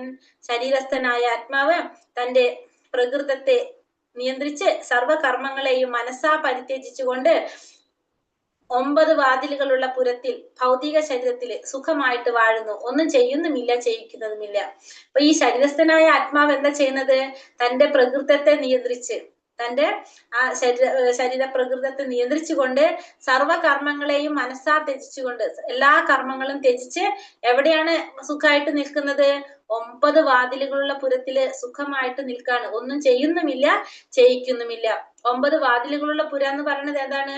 നമ്മുടെ ശരീരത്തിനെയാണ് പറയുന്നത്. 9 വാതിലുകൾ ഏതൊക്കെയാണ്? 2 കണ്ണ്, 2 നാസ്വാദ്വാരങ്ങൾ, 2 ചെവികൾ, വായ്, ഗുദം, ഉൽപാദനേന്ദ്രിയം. ഇതാണ് എന്ത്? 9 വാതിലുകൾ ഉള്ളത്. 9 വാതിലുകളുള്ള ഒരു പുരയാണ് എന്ത്? നമ്മുടെ ശരീരം. ഈ ശരീരത്തിലാണ് ആരിയ്ക്കുന്നത്? ഉള്ളിലാണ് ആത്മാവിരിക്കുന്നത്. ഈ ആത്മാവ് ഒന്നും ചെയ്യുന്നുമില്ല, ചെയ്യിക്കുന്നുമില്ല. ഇപ്പത്തെ അവസ്ഥയിൽ ആത്മാവ് എന്ത് വിചാരിക്കാണ്? ഞാനും ശരീരവും ഒന്നാണെന്ന് വിചാരിക്കും. പക്ഷെ ഭഗവാനോട് താതാത്മ്യം പ്രാപിക്കുമ്പോ എന്ത് മനസ്സിലാക്കാൻ സാധിക്കും? ശരീരം വ്യത്യാസമാണ്, ഞാനും വ്യത്യാസമാണ്. ഞാൻ എന്ത് ഭഗവാന്റെ മൂലസ്വരൂപ ഭഗവാന്റെ അംശമാണ് താനെന്നും തന്റെ മൂലസ്വരൂപമാണ് ഭഗവാൻ എന്നും ആർക്കറിയാൻ സാധിക്കും? അപ്പോ ഈ ആത്മാവിന് അറിയാൻ സാധിക്കും. അതുവരെ എന്ത് വിചാരിച്ചിരിക്കും? താനും ശരീരവും ഒന്നാണെന്നുള്ള ധാരണയിലാണ് ആരിയ്ക്കുന്നത്? ഈ ഭക്താത്മാവിരിക്കുന്നത്. ബന്ധനത്തിലായിരിക്കുമ്പോ. മുക്താത്മാവുമ്പോ അതിന് എല്ലാം മനസ്സിലാക്കാനായിട്ട് സാധിക്കും. അപ്പൊ ഈ ശരീരത്തിനെന്ന് പറഞ്ഞാൽ 9 വാതിലുകൾ ഉള്ളത്. 2 കണ്ണ്, 2 നാസ്വാദാരം, 2 ചെവി, വായ്, ഗുദം, ഉൽപാദനേന്ദ്രിയം. ഇതാണ് 9 ദ്വാരങ്ങൾ. ഇനി രണ്ടാമത്തെ കർത്താവ് ആരാണ്? ഭൗതിക പ്രകൃതി. ന കർത്തൃത്വം ന കർമാണി ലോകസ്യ സൃജതി പ്രഭുഃ ന കർമ്മഫല സംയോഗം സ്വഭാവസ്തു പ്രവർത്തതേ. ശരീരസ്ഥനായ ആത്മാവ് തന്റെ ശരീരമാകുന്ന പുരത്തിന്റെ ഉടമസ്ഥൻ. കർമ്മങ്ങൾ ഉണ്ടാക്കുന്നില്ല, കർമ്മം ചെയ്യാൻ പ്രേരിപ്പിക്കുന്നില്ല, കർമ്മഫലങ്ങൾ ഉണ്ടാക്കുന്നതുമില്ല. പ്രകൃതിയിലെ ത്രിഗുണങ്ങളാണ് ഇവയ്ക്കെല്ലാം കാരണം. അപ്പൊ ശരീരസ്ഥനായ ആത്മാവ് തന്റെ ശരീരമാകുന്ന പുരത്തിന്റെ ഉടമസ്ഥനാണ്. കർമ്മങ്ങൾ ഉണ്ടാക്കുന്നില്ല, കർമ്മം ചെയ്യാൻ പ്രേരിപ്പിക്കുന്നില്ല, കർമ്മഫലങ്ങൾ ഉണ്ടാക്കുന്നില്ല. എന്താണ്? പ്രകൃതിയിലെ ത്രിഗുണങ്ങളാണ് എന്തിനു കാരണം? ഇതിനെല്ലാത്തിനും കാരണം ആരാണ്? ഭൗതിക പ്രകൃതിയുടെ ത്രിഗുണങ്ങളാണ് ഈ പറഞ്ഞതിനെല്ലാത്തിനും കാരണം. ആത്മാവ് ആ പുരയുടെ ഉടമസ്ഥനാണ്. കർമ്മം ചെയ്യുന്നില്ല, ചെയ്യാൻ പ്രേരിപ്പിക്കുന്നില്ല, ഫലങ്ങൾ ഉണ്ടാക്കുന്നില്ല. ഇതൊക്കെ ആരാലാണ് നടക്കുന്നത്? പ്രകൃതിയുടെ ത്രിഗുണങ്ങൾ കൊണ്ടാണ് നടക്കുന്നത്. നമുക്കറിയാവുന്നതാണ്, നമ്മൾ പഠിച്ചതാണ്. ഈ ഭൗതിക പ്രപഞ്ചത്തിലേക്ക് വരുമ്പോ ഈ പ്രകൃതിയുടെ ത്രിഗുണങ്ങൾ ആരെ സ്വാധീനിക്കും? ജീവാത്മാവിനെ സ്വാധീനിക്കും. അതനുസരിച്ചുള്ള സ്വഭാവം ആരിൽ രൂപപ്പെടും? ഈ ജീവാത്മാക്കളിൽ രൂപപ്പെടും. അപ്പൊ ഇതിനെല്ലാത്തിനും കാരണം എന്താണ്? ത്രിഗുണങ്ങളാണ്. ഈ പ്രപഞ്ച സമുദ്രത്തിന്റെ മധ്യത്തിൽ തന്നെയിട്ട് പന്താടുന്ന തിരമാലകളെ നിയന്ത്രിക്കാൻ കഴിവില്ലാതെ നിലനിൽപ്പിനായി പാടുപെടുകയാണ് ജീവൻ. ദിവ്യമായ കൃഷ്ണാവബോധം കൊണ്ട് ഈ കടലിൽ നിന്ന് രക്ഷ നേടുക, അത് മാത്രമാണ് പ്രശ്നത്തിന് പരിഹാരം. അപ്പൊ ഈ കൃഷ്ണാവബോധത്തിലൂടെ നമുക്ക് എന്ത് സാധിക്കും? ഈ കടലിൽ നിന്ന് രക്ഷപ്പെടാനായിട്ട് സാധിക്കും. ഇന്നലെ നമ്മൾ പറഞ്ഞില്ലേ, ഈ ഭൗതിക ലോകത്തെ നമ്മൾ രണ്ടെണ്ണായിട്ട് താരതമ്യം ചെയ്തിട്ടുണ്ടായിരുന്നു. ഓർമ്മയുണ്ടോ? ഭൗതിക ഈ പ്രപഞ്ചത്തിലെ ഒന്ന് എന്തായിട്ടാണ്? അജ്ഞാന സമുദ്രമായിട്ടും 2 ആളിക്കത്തുന്ന, ഓർമ്മയുണ്ടോ?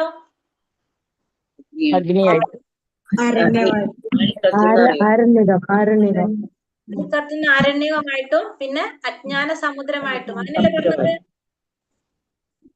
ആണോ? ഉറങ്ങാനെല്ലാരും? ഓക്കെ, അജ്ഞാന സമുദ്രം അങ്ങനെ പറഞ്ഞിട്ടുണ്ടായിരുന്നു. അപ്പൊ ഇവിടെ ആ സമുദ്രത്തിലാണ് നമ്മൾ പറഞ്ഞില്ലേ, ആ സമുദ്രത്തിന് നമുക്ക് എന്താ പറയാ, സമുദ്രത്തിൽ തന്നെ ഇട്ട് പന്താടുന്ന തിരമാലകളെ നിയന്ത്രിക്കാൻ കഴിവില്ലാതെ നിലനിൽപ്പിനായിട്ട് പാടുപെടുകയാണ് ആര്? ജീവാത്മാവ്. അപ്പൊ നമുക്ക് ഇതിൽ നിന്ന് രക്ഷപ്പെടണമെങ്കിൽ നമുക്ക് എന്താണ് പരിഹാര മാർഗം? കൃഷ്ണാവബോധം. കൃഷ്ണാവബോധമാണ് നമുക്ക് അതിനുള്ള പരിഹാര മാർഗം. അപ്പൊ നമ്മൾ അവിടെ ഒരു കൈ കണ്ടു അല്ലെ, നല്ലൊരു ഗുരുവിന്റെ കൈ നമ്മൾ പറഞ്ഞു. ആ ഒരു കൈ കിട്ടിക്കഴിഞ്ഞാൽ നമുക്ക് എളുപ്പത്തിൽ അതിന് കരയ്ക്ക് കയറി പോരാനായിട്ട് സാധിക്കും എന്ന് പറഞ്ഞു. അപ്പൊ അതിൽ നിന്ന് നമുക്ക് മറികടക്കണമെങ്കിൽ നമുക്ക് എന്താണ് പരിഹാരം?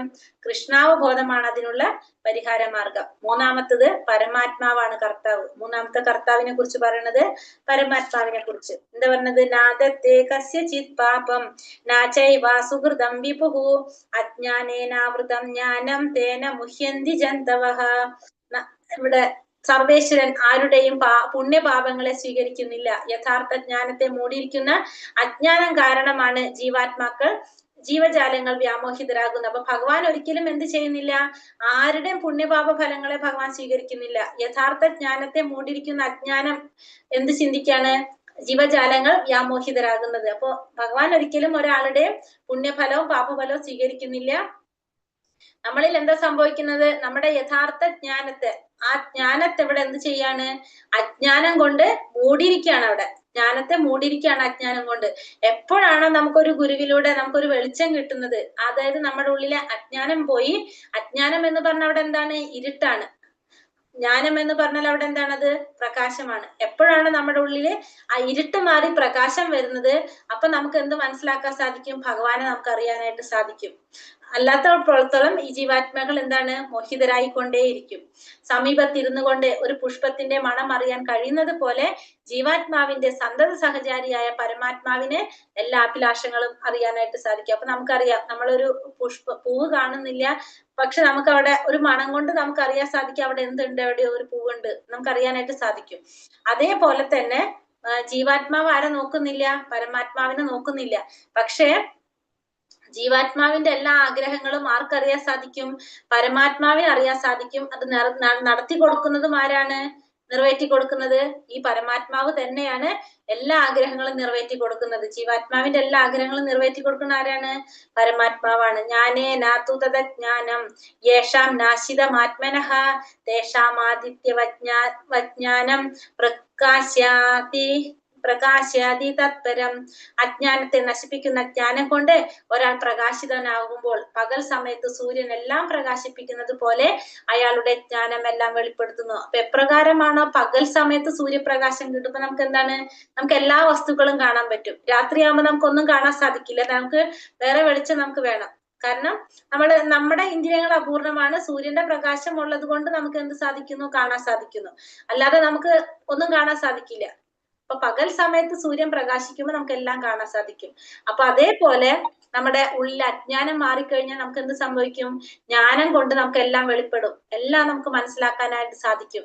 അജ്ഞാനത്തെ നശിപ്പിക്കുന്ന ജ്ഞാനം കൊണ്ട് പ്രകാശിതമാകുമ്പോ എപ്രകാരമാണോ സൂര്യൻ പകൽ സമയത്ത് സൂര്യൻ പ്രകാശിക്കുമ്പോൾ നമുക്ക് എല്ലാം കാണാൻ സാധിക്കുന്നത്, അതേപോലെ ജ്ഞാനം കൊണ്ട് നമുക്ക് എല്ലാം വെളിപ്പെടുത്തപ്പെടുകയും ചെയ്യും. അപ്പൊ വിശ്വാസനായിട്ടുള്ള നമുക്ക് അവിടെ ഒരാൾ ആവശ്യം വരും. അതാരാണ്? അതൊരു ആചാര്യൻ. അപ്പൊ വിശ്വാസനായിട്ടുള്ള ഒരു ആധ്യാത്മിക ആചാര്യൻ അന്വേഷിച്ച് കണ്ടെത്തി അദ്ദേഹത്തിൽ നിന്ന് നമ്മൾ എന്ത് പഠിക്കണം? കൃഷ്ണാവബോധത്തെ കുറിച്ച് പഠിക്കണം. സൂര്യനെ ഇരുട്ടിനെ എന്ന പോലെ അജ്ഞാനത്തെ ഇല്ലാതാക്കാനായിട്ട് ആർക്ക് സാധിക്കും? ഒരു ഗുരുവിനെ സാധിക്കും. കൃഷ്ണാവബോധത്തിന് സാധിക്കും. നമുക്ക് ഒരു ഗുരുവിലൂടെയാണ് നമുക്ക് എന്ത് സാധിക്കും? നമ്മുടെ ഉള്ളിലെ അജ്ഞാനം അല്ലെങ്കിൽ ഇരുട്ട് ഇല്ലാതാക്കാനായിട്ട് സാധിക്കുന്നത്. അപ്പൊ ജീവാത്മാവും പരമാത്മാവും തമ്മിലുള്ള താരതമ്യം പറയാണ് ഇവിടെ. ജീവാത്മാവും പരമാത്മാവും എങ്ങനെയാണ്? രണ്ടും ശാശ്വതനായിട്ടാണ്, സച്ചിദാനന്ദനാണ്. ശാശ്വതമായിട്ടുള്ളതാണ് എന്ത്? ജീവാത്മാവും പരമാത്മാവും. രണ്ടിനും ജനന മരണങ്ങളില്ല. പിന്നെ എപ്പോഴും എങ്ങനെയാണ്? സച്ചിദാനന്ദനാണ്. ആനന്ദകരമായിട്ടിരിക്കുന്നതാണ് ആര്? ജീവാത്മാവും പരമാത്മാവും. പക്ഷേ ഈ ഭൗതിക പ്രപഞ്ചത്തിലേക്ക് വരുമ്പോൾ അതിനെന്ത് സംഭവിക്കും? ഈ മൂന്ന് ഗുണങ്ങളുടെ സ്വാധീനത്തിൽ അകപ്പെട്ടു പോകും ആര്? ജീവാത്മാവ്. പക്ഷെ ഭഗവാൻ എങ്ങനെയാണ്? ഈ മൂന്ന് ഗുണങ്ങൾക്ക് അതീതനാണ് ആര്? ഭഗവാൻ. ജീവാത്മാവിന് താനിരിക്കുന്ന ശരീരത്തെ കുറിച്ച് മാത്രം അറിയാൻ സാധിക്കുന്നു, പരമാത്മാവിന് എല്ലാ ശരീരങ്ങളെ കുറിച്ചും അറിയാനായിട്ട് സാധിക്കും. ജീവാത്മാവ് അണു ആത്മാവാണ്, പരമാത്മാവ് വിഭു ആത്മാവാണ്, അല്ലെങ്കിൽ സർവശക്തനാണെന്ന് സർവജ്ഞനാണെന്ന് പറയാനായിട്ട് സാധിക്കും. പിന്നെ ആഗ്രഹിക്കുന്നതിന് ജീവാത്മാവിന്റെ എന്താണ്? ആഗ്രഹിക്കാനായിട്ട് കുറെ ആഗ്രഹങ്ങൾ ഉണ്ടാവും. ആഗ്രഹിക്കുന്നതിന് സ്വാതന്ത്ര്യം ഉണ്ടെങ്കിലും പക്ഷെ അതൊക്കെ നടത്തി കൊടുക്കണമെങ്കിൽ ആര് വേണം? പരമാത്മാവ് വേണം. പരമാത്മാവാണ് ജീവാത്മാവിന്റെ അഭിഷ്ടങ്ങൾ നിറവേറ്റി കൊടുക്കുന്നത്. പരമാത്മാവ് എങ്ങനെയാണ്? പൂർണ്ണ സ്വാതന്ത്ര്യം ആർക്കുണ്ട്? പരമാത്മാവിനുണ്ട്. ഇവിടെ പരമാത്മാവ് എന്താ ചെയ്യുന്നത്? ജീവാത്മാവിന്റെ ആഗ്രഹങ്ങൾ, ജീവാത്മാവ് എന്തെങ്കിലും ഒരു കാര്യം ആഗ്രഹിക്കുമ്പോൾ ആദ്യം തന്നെ അത് സ്ഥിരീകരിക്കും. അതിന് അനുമതി നൽകുന്നതിന് മുന്നേ എന്ത് നോക്കും? ഈ ആഗ്രഹം സഫലമാക്കാനുള്ള, അത് കൊടുക്കാനുള്ള യോഗ്യത ആർക്കുണ്ടോന്ന് നോക്കും? ജീവാത്മാവിനുണ്ടോന്ന് നോക്കും. അതിന് കൊടുക്കാനുള്ള അർഹതയുണ്ടോ? അത് ജീവാത്മാവിന് അതിനുള്ള അർഹതയുണ്ടോ? അർഹതയാണോ എന്നുള്ളത് ആര് നോക്കും? പരമാത്മാ. നമ്മളിപ്പോ എന്തെങ്കിലും ഒരു കാര്യം ആഗ്രഹിച്ചു കഴിഞ്ഞാൽ ആദ്യം തന്നെ ഭഗവാൻ എന്താ നോക്കുക? ആ ആഗ്രഹം നമുക്ക് നടത്തി തരാണെങ്കിൽ അതിനുള്ള യോഗ്യത നമുക്കുണ്ടോ എന്ന് ആദ്യം നോക്കും. അർഹതയുണ്ടെങ്കിൽ ഭഗവാൻ എന്ത് ചെയ്യും? അടുത്ത കൽപ്പന കൊടുക്കും. അപ്പൊ ഭഗവാന്റെ കൽപ്പന ലഭിച്ചു കഴിഞ്ഞാല് ഭൗതിക പ്രകൃതി, ത്രിഗുണങ്ങള്, ഇത് ജീവാത്മാവിന്റെ ആഗ്രഹം നിറവേറ്റി കൊടുക്കും. ജീവാത്മാവ് ആഗ്രഹിക്കുന്ന കാര്യങ്ങൾ നടത്താനായിട്ടുള്ള യോഗ്യതയുണ്ടോ, അനുഭവിക്കാനുള്ള യോഗ്യതയുണ്ടോ എന്ന് ആര് തീരുമാനിക്കും? അതിനുള്ള അർഹതയുണ്ടോ എന്നുള്ളത് പരമാത്മാവ് തീരുമാനിക്കും. അങ്ങനെ പരമാത്മാവിന്റെ കൽപ്പന ലഭിച്ചു കഴിഞ്ഞാൽ ഭൗതിക പ്രകൃതിയും ത്രിഗുണങ്ങളും ആ ജീവാത്മാവിന്റെ ആഗ്രഹം നിറവേറ്റി കൊടുക്കും. ഇനി അടുത്ത ഭാഗം പരമാത്മാവിൽ ശ്രദ്ധ കേന്ദ്രീകരിച്ചുള്ള മുക്തി. ഹരേ കൃഷ്ണ ഹരേ കൃഷ്ണ കൃഷ്ണ കൃഷ്ണ. അതൊന്നുകൂടെ പറയാവോ? ഏതാണ്? ജീവാത്മാവും പരമാത്മാവിന്റെ ഹരേ ഹരേ ഹരേ കൃഷ്ണ മാതാജി. ഇപ്പൊ കാണിച്ചോ?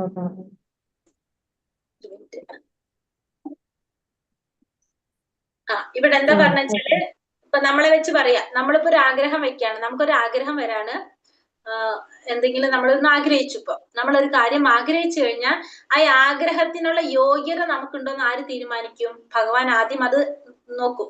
നമ്മൾ ഓരോരുത്തരുടെ ആഗ്രഹത്തിന്റെ തോത് അനുസരിച്ചാണ് നമുക്കത് നടത്തി തരണം എന്നുള്ളത് നമ്മൾ മുൻ അധ്യായങ്ങളിൽ നമ്മൾ കണ്ടു, ഓർമ്മയില്ലേ?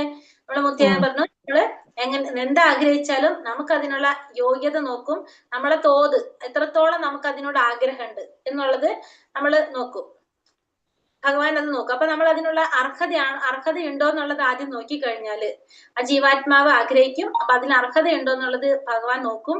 അർഹതയുണ്ടെന്ന് കണ്ട ഭഗവാന്റെ കൽപ്പന അത് ഭൗതിക പ്രകൃതിക്കും ത്രിഗുണങ്ങളുമാണ് പിന്നെന്ത് ചെയ്യുന്നത്? ആ ജീവാത്മാവിന്റെ ആഗ്രഹം നിറവേറ്റി കൊടുക്കുന്നത്. ആഗ്രഹം നിറവേറ്റി കൊടുക്കുന്നത് ഈ ഭൗതിക പ്രകൃതിയും ത്രിഗുണങ്ങളാലും ജീവാത്മാവിന്റെ ആഗ്രഹം നിറവേറ്റി കൊടുക്കുന്നു. എങ്ങനെ? ആരാണ്? പരമാത്മാവിന്റെ കൽപ്പന ലഭിച്ചതിന് ശേഷം ഭഗവാനാണ് അത് തീരുമാനിക്കുന്നത്. അത് വേണോ വേണ്ടയോ എന്നുള്ളത് തീരുമാനിക്കുന്നത്. നമ്മളിപ്പോ എന്താഗ്രഹം നമ്മൾ ഉണ്ടായാലും അത് നടപ്പാക്കണമെങ്കിൽ ആരുടെ അനുമതി വേണം? ഭഗവാന്റെ. ഈ പ്രകൃതി എന്ന് പറയുമ്പോ ഭൗതിക പ്രകൃതി പിന്നെ ത്രിഗുണങ്ങള്, ഇതിന്റെ അടിസ്ഥാനത്തിലാണ് പിന്നെന്ത് വരുന്നത്? ഈ ജീവാത്മാവിന്റെ ആഗ്രഹം വേണോ വേണ്ടതാണോ എന്നതാണ് തീരുമാനിക്കുന്നത്. ഭഗവാന്റെ ഇച്ഛയ്ക്കനുസരിച്ച് ഇവരത് നിറവേറ്റി കൊടുക്കുന്നു. അപ്പൊ ജീവാത്മാവ് ആഗ്രഹിക്കുന്നു, ഭഗവാൻ അത് സ്ഥിരീകരിക്കുകയാണ്, വേണ്ടതാണോ വേണ്ടാത്തതാണോ, അതിനുള്ള യോഗ്യത അവർക്കുണ്ടോ എന്നുള്ളത് തീരുമാനിക്കും. അതിനുശേഷം പിന്നെ കൽപ്പന അനുസരിച്ച് പ്രകൃതി ത്രിഗുണങ്ങളാൽ അത് നിറവേറ്റി കൊടുക്കും. ഓക്കെ ആണോ മാതാജി? ഇനി പരമാത്മാവിൽ ശ്രദ്ധ കേന്ദ്രീകരിച്ചുള്ള മുക്തി.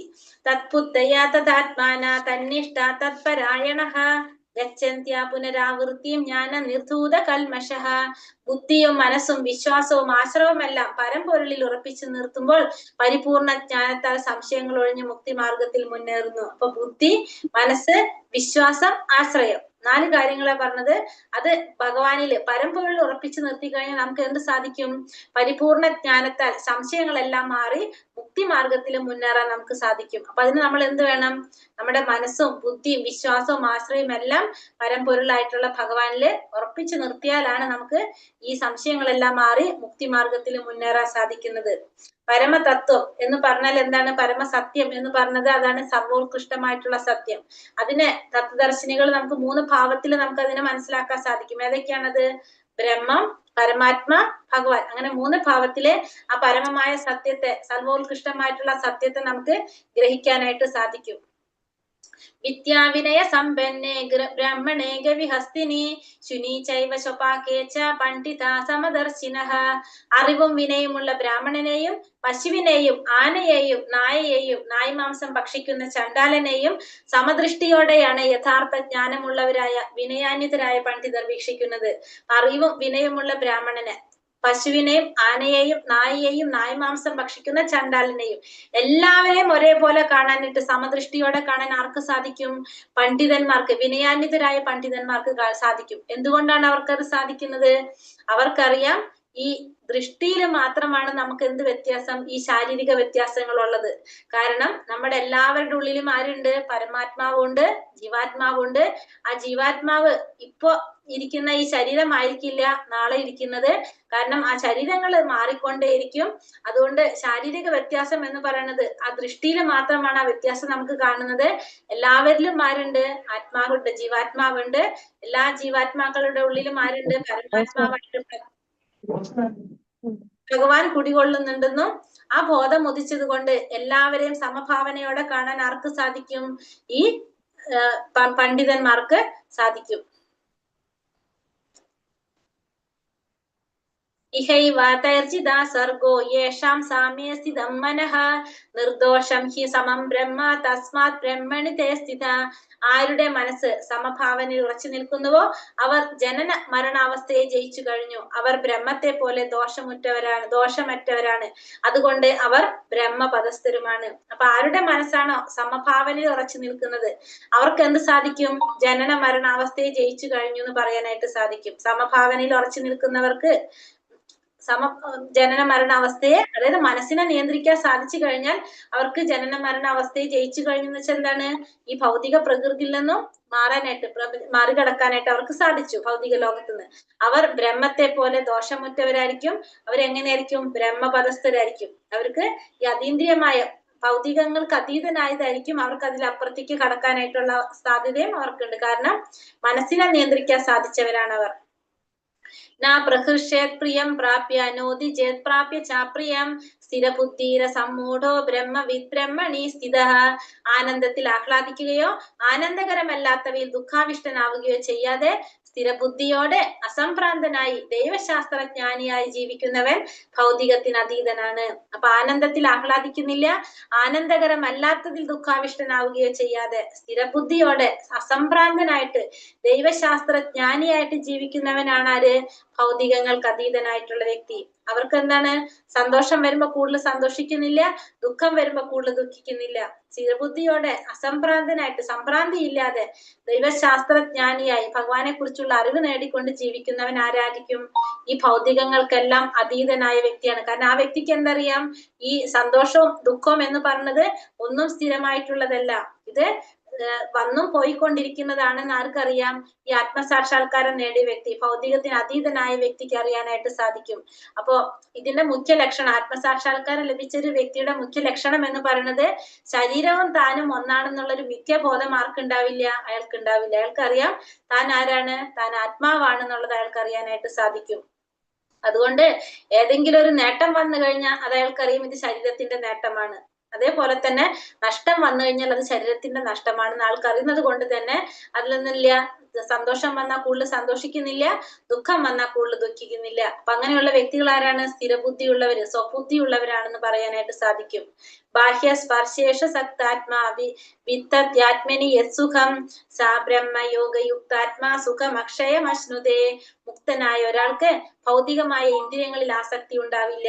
അയാൾ സമാധി പൂണ്ട് ആത്മാവിൽ തന്നെ എപ്പോഴും ആനന്ദം അനുഭവിക്കുന്നു. പരമ തത്വത്തിൽ ഏകാഗ്രമായി മനസ്സൂന്നുന്നത് കൊണ്ട് ആത്മസാക്ഷാത്കാരം ലഭിച്ച വ്യക്തി അളവറ്റ ആനന്ദം അനുഭവിക്കുന്നു. അപ്പൊ മുക്തനായ ഒരു വ്യക്തിക്ക് എന്തുണ്ടാവില്ല?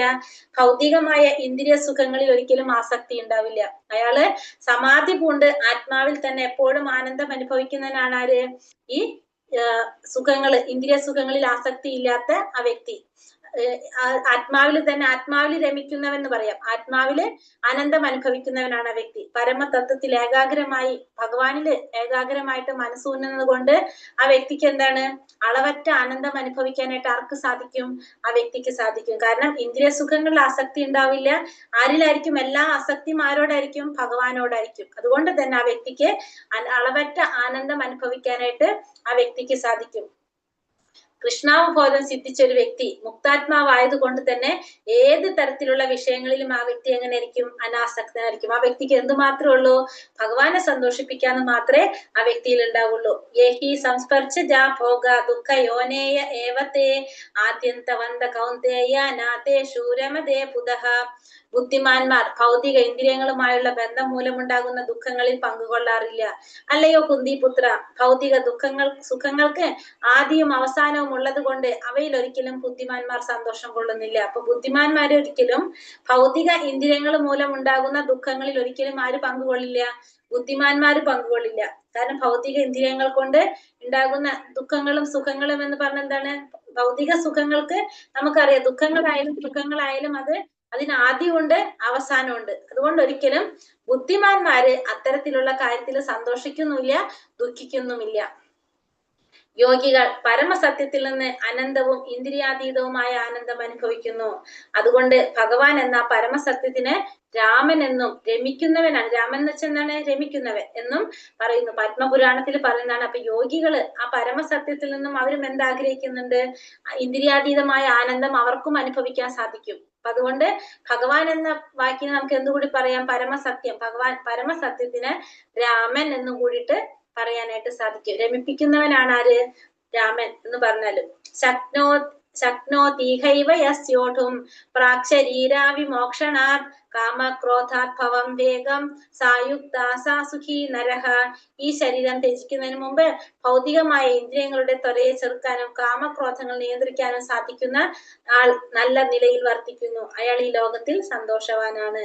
ഈ ശരീരം ത്യജിക്കുന്നതിന് മുമ്പ് ഭൗതികമായ ഇന്ദ്രിയങ്ങളുടെ ത്വരയെ ചെറുക്കുക, ഭൗതികമായിട്ടുള്ള ഇന്ദ്രിയങ്ങളുടെ ത്വരയെ ചെറുക്കാനും കാമക്രോധങ്ങൾ നിയന്ത്രിക്കാനും സാധിക്കുന്ന ഒരു വ്യക്തി എങ്ങനെയാണ്? നല്ല നിലയിൽ പ്രവർത്തിക്കുന്ന ഒരു വ്യക്തിയാണ്. ആ വ്യക്തി എങ്ങനെയാണ്? ഈ ലോകത്തിൽ സന്തോഷവാനായിരിക്കും. അപ്പൊ ഈ ശരീരം ത്യജിക്കുന്നതിന് മുമ്പ് തന്നെ നമുക്ക് എന്ത് സാധിക്കണം? നമ്മുടെ ഇന്ദ്രിയങ്ങളുടെ ത്വരയെ ചെറുക്കാനും കാമക്രോധങ്ങളെയൊക്കെ നിയന്ത്രിക്കാനും സാധിച്ചു കഴിഞ്ഞാൽ അതിന്റെ അർത്ഥം നമ്മൾ എന്തായി? നമ്മൾ നല്ല നിലയിൽ പ്രവർത്തിക്കണം. നമുക്ക് നിയന്ത്രണം വന്നു എന്ന് മനസ്സിലാക്കാം. നമ്മൾ ഇതിലേക്ക് തിരിഞ്ഞു തുടങ്ങി, ഭഗവാനിലേക്ക് തിരിഞ്ഞു എന്നുള്ളത്, കൃഷ്ണാവബോധത്തിലേക്ക് കടക്കാണ്. നമുക്ക് ഇന്ദ്രിയങ്ങളെ നിയന്ത്രിക്കാൻ സാധിച്ചു, കാമക്രോധങ്ങളെ നിയന്ത്രിക്കാൻ സാധിച്ചു കഴിഞ്ഞാൽ നമ്മൾ എന്തായിരിക്കും? സന്തോഷവാനായിരിക്കും. കാരണം ഇന്ദ്രിയ വിഷയങ്ങൾ വരുമ്പോഴാണ് നമുക്ക് എന്ത് വരുന്നത്? ദുഃഖങ്ങൾ വരുന്നത്. അതിനെ നിയന്ത്രിക്കാൻ സാധിച്ചു കഴിഞ്ഞാൽ നമുക്ക് എന്ത് പറയാം? നമ്മള് സന്തോഷവാനാണെന്ന് പറയാൻ സാധിക്കും. അപ്പൊ ഇങ്ങനെ ഇന്ദ്രിയങ്ങളെ നിയന്ത്രിക്കാൻ സാധിക്കുന്ന വ്യക്തിക്ക് ഒരു പേരുണ്ട്. എന്താണ് പറയുന്നത്? ഗോസ്വാമി എന്നാണ് അവരെ പറയുന്നത്. ഒരു വ്യക്തിക്ക് ഇന്ദ്രിയങ്ങളെ നിയന്ത്രിക്കാൻ സാധിച്ചു കഴിഞ്ഞാൽ, ഇന്ദ്രിയങ്ങളെ മനസ്സിനെ കീഴടക്കാൻ സാധിച്ചു കഴിഞ്ഞാൽ അവരെ നമുക്ക് എന്ത് പറയാം? ഗോസ്വാമി എന്ന് പറയാനായിട്ട് സാധിക്കും. അങ്ങനെ നിയന്ത്രിക്കാൻ സാധിക്കാത്ത വ്യക്തിയെ നമ്മൾ ഗോദാസൻ എന്ന് പറയും. ആ ഇന്ദ്രിയങ്ങളുടെ സ്വാധീന ശക്തിക്ക് വഴങ്ങാതെ ഒരിക്കലും എന്തുണ്ടാവില്ല? സുനിന്ദ്രിതമായ ജീവിതം നയിക്കുന്നവർ. അപ്പൊ ഇന്ദ്രിയങ്ങളുടെ ഗോസ്വാമിമാരെന്ന് പറഞ്ഞാൽ എപ്പോഴെന്താണ്? അപ്പൊ ഇന്ദ്രിയങ്ങളുടെ നിയന്ത്രണത്തിനനുസരിച്ച് ജീവിക്കുന്നവരാണ് ആര്? ഈ ഗോസ്വാമിമാരെന്ന് പറയുന്നത്.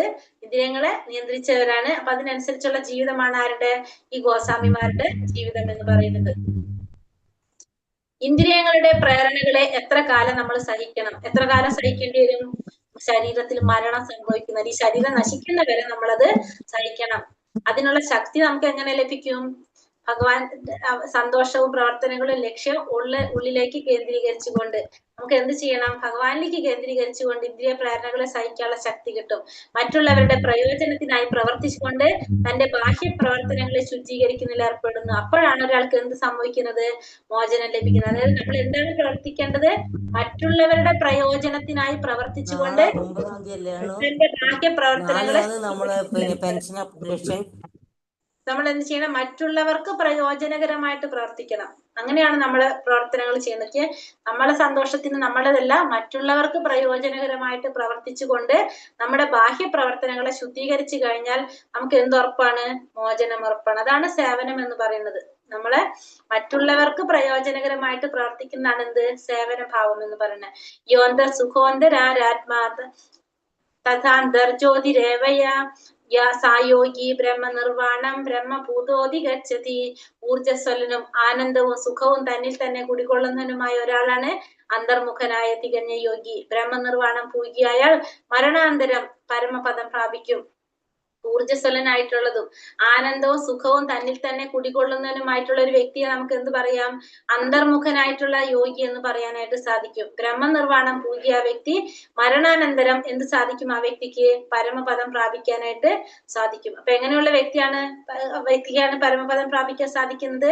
ഊർജ്ജസ്വലനായിട്ടുള്ള വ്യക്തിക്ക്, ആനന്ദവും സുഖവും തന്നിൽ തന്നെ കുടികൊള്ളുന്നവനായിട്ടുള്ള ഒരു വ്യക്തിക്കാണ് എന്ത് സാധിക്കുന്നത്? ഈ ബ്രഹ്മനിർവാണം പൂകാനും പരമപദം പ്രാപിക്കാനും സാധിക്കുന്നത്. ആ വ്യക്തിയെ നമുക്ക് എന്ത് പറയാം?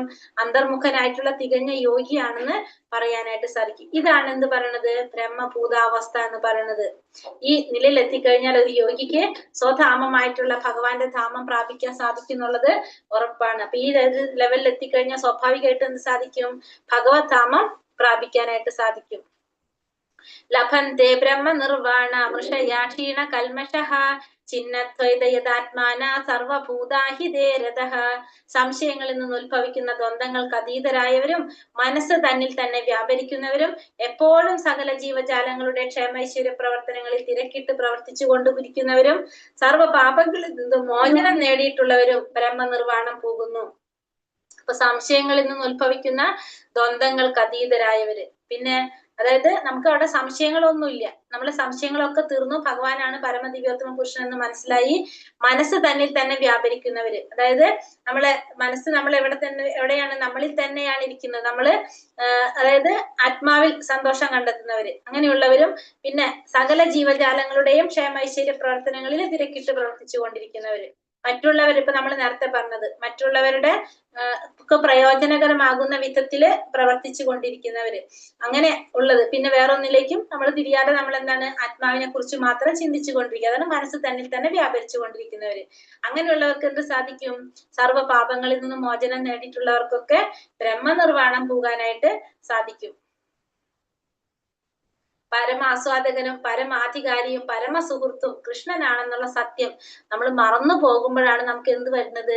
ഈ ക്ലേശങ്ങൾ അനുഭവിക്കേണ്ടി വരുന്നത്. നമ്മൾ എപ്പോഴാണ് നമ്മളത് മറക്കുന്നത്? പരമാസ്വാദകൻ ഭഗവാനാണ്, പരമാധികാരി ഭഗവാനാണ്, പരമസുഹൃത്തും ഭഗവാനാണ്. അത് മറന്നു പോകുമ്പോൾ നമുക്ക് ക്ലേശങ്ങൾ അനുഭവിക്കേണ്ടതായിട്ട് വരും. മനുഷ്യരിൽ ഈ ബോധം വീണ്ടും ഉണർത്താൻ വേണ്ടിയുള്ള പ്രവർത്തനമായിരിക്കണം സർവോത്തമമായ ജനസേവനം. അപ്പൊ നമ്മുടെ ജനസേവനം എന്ന് പറയുന്നത് എന്തായിരിക്കണം? നമുക്കത് മനസ്സിലാക്കി കൊടുക്കുക. നമ്മുടെ ആസ്വാദകൻ ആരാണ്? ഭഗവാനാണ്. പരമാധികാരി ഭഗവാനാണ്. പരമസുഹൃത്ത് ഭഗവാനാണ് എന്നുള്ള സത്യം എല്ലാവരിലേക്കും മനസ്സിലാക്കി കൊടുക്കുക, എത്തിച്ചു കൊടുക്കുക എന്നുള്ളതാണ് എന്ത്? ശരിയായ ജനസേവനം എന്ന് പറയുന്നത്. ജനക്ഷേമത്തിന് വേണ്ടിയിട്ട് എല്ലാവരെയും പ്രാപ്തരാക്കി മാറ്റുക എന്നുള്ളതാണ്. അതായത് മറ്റുള്ളവരുടെ പ്രയോജനത്തിന് വേണ്ടിയിട്ട് പ്രവർത്തിക്കുക എന്നുള്ളതാണ് ശരിയായ സേവനം എന്ന് പറയുന്നത്. കാമ ക്രോധ വിമുക്താനാം യതീനാം യത ചേതസാം അഭിതോം ബ്രഹ്മ നിർവാണം വർത്തതേ വിദിതാത്മനാം. കാമക്രോധങ്ങൾ ഒഴിഞ്ഞ് അച്ചടക്കത്തോടെ പരിപൂർണതയ്ക്ക് വേണ്ടി അനവരതം യത്നിക്കുന്ന ആത്മസാക്ഷാത്കാരം നേടിയവർക്ക് അചിരേണ പരമപദപ്രാപ്തി സുനിശ്ചിതമാണ്. അപ്പൊ കാമക്രോധങ്ങളെല്ലാം ഒഴിഞ്ഞ് അച്ചടക്കത്തോടെ പ്രവർത്തിക്കുക, പരിപൂർണതയ്ക്ക് വേണ്ടി അനവരതം യത്നിക്കുന്ന ആത്മസാക്ഷാത്കാരം നേടിയവർക്ക് എന്ത് സാധിക്കും? പരമപദപ്രാപ്തി നേടാനായിട്ട് എളുപ്പമാണ്. അപ്പൊ കാമക്രോധങ്ങളൊന്നും പാടില്ല. പിന്നെ പരിപൂർണതയ്ക്ക് വേണ്ടി നമ്മൾ യത്നിച്ചു കൊണ്ടിരിക്കുക. നമ്മുടെ ആഗ്രഹങ്ങൾ, ആ പരിപൂർണത നമ്മൾ ആഗ്രഹിക്കുന്നുണ്ടെങ്കിൽ സ്വാഭാവികമായിട്ടും എന്ത് സാധിക്കും? അതിനുള്ള വഴി ഭഗവാൻ ആക്കി തരും. ഇപ്പൊ നമ്മൾ പറഞ്ഞില്ലേ, നമ്മുടെ ആഗ്രഹങ്ങളാണ് നമ്മൾ എന്ത് ചെയ്യിക്കുന്നത്? അതിലേക്ക് നയിക്കുന്നത്. അങ്ങനെ ആത്മസാക്ഷാത്കാരം നേടാൻ ആഗ്രഹിക്കുന്നവർക്ക്, അതിന് നേടിയവർക്ക് അചിരേണ എന്ത് സാധിക്കും? പദപ്രാപ്തി അതും സുനിശ്ചിതമായിട്ട് നടക്കും. നോട്ടം കൊണ്ടാണ് എന്ത് ചെയ്യുന്നത്? മത്സ്യം കുഞ്ഞുങ്ങളെ പോറ്റുന്നത്. ആമയാണെങ്കിലോ ധ്യാനത്തിലൂടെയും. കൃഷ്ണാവബോധത്തിലുള്ള ഒരു ഭക്തൻ ഭഗവാന്റെ ധാമത്തിൽ നിന്ന് വളരെ ദൂരത്തിലാണ്. പക്ഷെ എങ്കിലും നിരന്തരം ധ്യാനം കൊണ്ടും കൃഷ്ണാവബോധ പ്രവർത്തനം കൊണ്ടും എന്ത് സാധിക്കും? ആ വ്യക്തിക്ക് ധാമത്തിലേക്ക് സ്വയം ഉയരാനായിട്ട് സാധിക്കും. ഭഗവാനിൽ നിന്ന് ഭയങ്കര ദൂരത്താണ്, പക്ഷെ നിരന്തരം ധ്യാനത്തിലൂടെയും ഭഗവത് സേവനത്തിലൂടെയും എന്ത് സാധിക്കും? ആ ഭഗവാന്റെ ധാമത്തിലേക്ക് സ്വയം ഉയരാനായിട്ട് ആ വ്യക്തിക്ക് സാധിക്കും. ഇനി അഷ്ടാംഗ യോഗയിലൂടെയുള്ള മുക്തിയെ കുറിച്ചാണ് പറയുന്നത്. അഷ്ടാംഗ യോഗയിലൂടെ എങ്ങനെ നമുക്ക് മുക്തി നേടാൻ സാധിക്കുന്നത്? സ്പർശാൻ കൃത്വ ബഹിർബാഹ്യാൻ ചക്ഷു ശൈവാന്തരേ ഭ്രുവോ പ്രാണാപാനോ സമോ കൃത്വ നാസാ വൃന്ദര ചാരിണോ യതീന്ദ്രിയമനോ ബുദ്ധിർ മുനിർ മോക്ഷാപരായണഃ വിഗതേച്ചായ ഭയക്രോധ യാസതാ മുക്ത ഏവ സഹ. ബാഹ്യ വിഷയങ്ങളെല്ലാം നിരോധിച്ചും പുരികങ്ങൾക്കിടയിൽ ദൃഷ്ടി ഉറപ്പിച്ചും ശ്വാസാശ്വാസങ്ങളിൽ നാസ്വാധാരങ്ങളിൽ സമനിലയിൽ നിർത്തിയും ഇന്ദ്രിയങ്ങളെയും മനസ്സിനെയും ബുദ്ധിയെയും നിയന്ത്രിച്ച് മുക്തി ലക്ഷ്യമാക്കി യോഗി രാഗദ്വേഷങ്ങളിൽ നിന്നും ഭയത്തിൽ നിന്നും മോചനം നേടുന്നു. സദാ ഇതേ അവസ്ഥയിൽ പുലർത്തുന്ന അയാൾ മുക്തനാണ്. ഇവിടെ ബാഹ്യ വിഷയങ്ങളെല്ലാം നിരോധിക്കുക. നമ്മള് ബാഹ്യമായിട്ടുള്ള യാതൊരു കാര്യങ്ങളിലും യാതൊരു താല്പര്യവും നമുക്കില്ല. പിന്നെന്താണ്? പുരികങ്ങൾക്കിടയിലുള്ള പുരികങ്ങൾക്കിടയിലെ ദൃഷ്ടി ഉറപ്പിക്കുക. നമ്മൾ രണ്ട് പുരികത്തിന്റെ ഇടയിൽ നമ്മൾ എന്ത് ഉറപ്പിക്കണം? നമ്മളെ ദൃഷ്ടി ഉറപ്പിച്ച് ശ്വാസോച്ഛ്വാസത്തിന് നമ്മൾ എന്ത് ചെയ്യണം? നാസ്വാധാരത്തിൽ സമനിലയിൽ നിർത്തുക. മൂക്കിന്റെ രണ്ട് ദ്വാരത്തില് ശ്വാസോച്ഛ്വാസത്തെ സമനിലയിൽ നിർത്തുക. ഇന്ദ്രിയങ്ങളെയും മനസ്സിനെയും ബുദ്ധിയെയും തികച്ചും മുക്തനാക്കുക. ഇന്ദ്രിയങ്ങളെയും മനസ്സിനെയും ബുദ്ധിയെയും നമ്മൾ എന്ത് ചെയ്യാം? മുക്തനാക്കിയിട്ട് ലക്ഷ്യമാക്കിയ യോഗി ഈ രാഗദ്വേഷങ്ങളിൽ നിന്നും ഭയത്തിൽ നിന്നും മോചനം. അപ്പൊ ആ വ്യക്തിക്ക് എന്തില്ല? രാഗദ്വേഷങ്ങളും ഭയമൊന്നുമില്ല, ഇഷ്ടാനിഷ്ടങ്ങളില്ല, ഭയമൊന്നുമില്ല. അങ്ങനെ ഇതേ അവസ്ഥയിൽ ഈ അവസ്ഥ തുടർന്നുകൊണ്ടിരുന്ന ആ യോഗിക്ക് എന്ത് സാധിക്കും? ആ വ്യക്തി മുക്തനായിരിക്കും. ആ വ്യക്തിക്ക് എന്ത് സാധിക്കും? പരമപദം പ്രാപിക്കാനായിട്ടും സാധിക്കും. അപ്പൊ അഷ്ടാംഗ യോഗയുടെ കുറിച്ച് പറയാണ് ഇവിടെ. യമ, നിയമ, ആസന, പ്രാണായാമം, പ്രത്യാഹാരം, ധാരണ, ധ്യാന, സമ്മതി. ഇതാണ് എന്ത്? അഷ്ടാംഗ യോഗയുടെ 8 പടവുകൾ എന്ന് പറയുന്നത്. അപ്പൊ കൃഷ്ണാവബോധം ഉദിച്ച ഒരു വ്യക്തി എപ്പോഴും എന്താ ചെയ്തുകൊണ്ടിരിക്കുന്നത്? ഭക്തിപൂർവ്വം ഭഗവാന്റെ സേവനങ്ങൾ ചെയ്തുകൊണ്ടിരിക്കുന്നത് കൊണ്ട് തന്നെ മറ്റുള്ള വിഷയങ്ങളിൽ ഒരിക്കലും എന്താകുന്നില്ല, വ്യക്തി ആസക്തനാകുന്നില്ല. ഒരു തരത്തിലുള്ള അപകട സാധ്യത നമുക്ക് പേടിക്കേണ്ടില്ല. പക്ഷെ ഇന്ദ്രിയ നിയന്ത്രണോപായം എന്ന നിലയില്, നേരെ മറിച്ച് ഇന്ദ്രിയ നിയന്ത്രണോപായമായ എന്ന നിലയില് കൃഷ്ണാവബോധം അഷ്ടാംഗ യോഗങ്ങൾ ശ്രേഷ്ഠ എന്ന് പറയാം. പക്ഷേ നേരെ നമ്മളിവിടെ പറഞ്ഞതാണ്, കൃഷ്ണാവബോധം ഉദിച്ചൊരു വ്യക്തി ഭക്തിയുടെ സേവനത്തിൽ ഏർപ്പെട്ടുകൊണ്ടിരിക്കുന്നത് കൊണ്ട് തന്നെ മറ്റുള്ള വിഷയങ്ങളില് ആ ഇന്ദ്രിയങ്ങളെ വ്യാപരിപ്പിക്കാനുള്ള ഒരു അപകട സാധ്യതയില്ല. അപ്പൊ നേരെ മറിച്ച് ഇപ്പൊ അഷ്ടാംഗ യോഗ പദ്ധതികൾ മറ്റുള്ള കാര്യങ്ങളാണെങ്കിൽ എന്താണ്, ഇന്ദ്രിയങ്ങളെ നിയന്ത്രിച്ചിട്ടില്ല, ഇന്ദ്രിയങ്ങളെ ഭഗവാനുമായിട്ട് ബന്ധപ്പെടുത്തുന്നില്ല, ഭഗവത് സേവനം ചെയ്യുന്നില്ല. അപ്പൊ സ്വാഭാവികമായിട്ടും എന്ത് സംഭവിക്കാം അവിടെ? അതില് അപകട സാധ്യത ഉണ്ടാവും. അതായത് മറ്റുള്ളതിലേക്ക് നമുക്ക് എന്ത് പോകാം, നമ്മൾ വഴി തെറ്റി പോകാനുള്ള സാധ്യതയുണ്ട്. അപ്പൊ അതുകൊണ്ട് പറയാണ് എന്ത്, മറ്റുള്ള പദ്ധതികളെക്കാളും ഏറ്റവും ശ്രേഷ്ഠമായിട്ടുള്ളത് ഏതാണ്? കൃഷ്ണാവബോധം തന്നെയാണ്. അഷ്ടാംഗ യോഗയേക്കാൾ ശ്രേഷ്ഠമാണ് എന്ത്, കൃഷ്ണാവബോധം എന്നിവിടെ പറയാനായിട്ട് സാധിക്കും. അടുത്തത് വിമോചനത്തിന്റെ വേദിയില് സമാധാനം. ലാസ്റ്റ് ശ്ലോകാണ്. ഭോക്താരാം യജ്ഞ തപസാം സർവലോക മഹേശ്വരം സുഹൃതം സർവഭൂതാനാം ജ്ഞാത്വാ മാം ശാന്തി മൃച്ഛതി. എല്ലാ യജ്ഞങ്ങളുടെയും തപസ്സുകളുടെയും ഭോക്താവും ദേവന്മാരുടെയും സർവ്വലോകങ്ങളുടെയും അധിപനും എല്ലാ ജീവികളുടെയും സുഹൃത്തും അഭ്യുതകാംക്ഷിയുമാണ് ഞാനെന്ന് മനസ്സിലാക്കിയ തികഞ്ഞ കൃഷ്ണാവബോധമുള്ള വ്യക്തി ഭൗതിക ക്ലേശങ്ങൾ ഒഴിഞ്ഞ് ശാന്തി നേടുന്നു. അപ്പൊ എന്താണ്?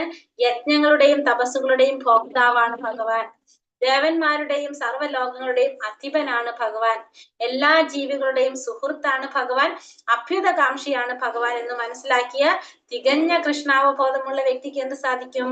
ഭൗതിക ക്ലേശങ്ങളെല്ലാം ഒഴിഞ്ഞ് ശാന്തി നേടാനായിട്ട് സാധിക്കും. അപ്പൊ യജ്ഞങ്ങളുടെയും തപസ്സുകളുടെയും ഭോക്താവാണ് ഭഗവാൻ, ദേവന്മാരുടെയും സർവ്വലോകങ്ങളുടെയും അധിപനാണ് ഭഗവാൻ, എല്ലാ ജീവജാലങ്ങളുടെയും സുഹൃത്താണ്, അഭ്യുതകാംക്ഷിയാണ് ഭഗവാൻ എന്ന് മനസ്സിലാക്കിയ തികഞ്ഞ കൃഷ്ണാവബോധമുള്ള വ്യക്തിക്ക് എന്ത് സാധിക്കും? ഭൗതികമായ ക്ലേശങ്ങളെല്ലാം മാറ്റി ശാന്തി നേടാനായിട്ട് സാധിക്കും. അപ്പൊ ഇത് ശാന്തി നേടാനുള്ള ശ്രേഷ്ഠമായ വഴിയാണ് ഈ പറഞ്ഞ ശ്ലോകത്തിൽ വിവരിച്ചിരിക്കുന്നത്. അപ്പൊ ഭഗവാനെ നമ്മൾ എങ്ങനെയാ മനസ്സിലാക്കേണ്ടത്? എല്ലാ ഭോക്താവാണ്, എല്ലാ യജ്ഞങ്ങളുടെയും ഭോക്താവാണ് ഭഗവാൻ, ദേവന്മാരുടെയും സർവ്വലോകങ്ങളുടെയും അധിപനാണ് ഭഗവാൻ, എല്ലാ ജീവികളുടെയും സുഹൃത്താണ് ഭഗവാൻ, പിന്നെ അഭ്യുതകാംക്ഷിയാണ് ഭഗവാൻ എന്ന് മനസ്സിലാക്കുന്ന കൃഷ്ണാവബോധത്തിലുള്ള ഒരു വ്യക്തിക്ക് എന്ത് സാധിക്കും? ഭൗതികമായ ക്ലേശങ്ങളെല്ലാം ഒഴിഞ്ഞ് ശാന്തി നേടാനായിട്ട് സാധിക്കും എന്നാണ് ഇതിൽ പറയുന്നത്, ഈ ലാസ്റ്റ് ശ്ലോകത്തിൽ ഭഗവാൻ പറയുന്നത് അല്ലെ.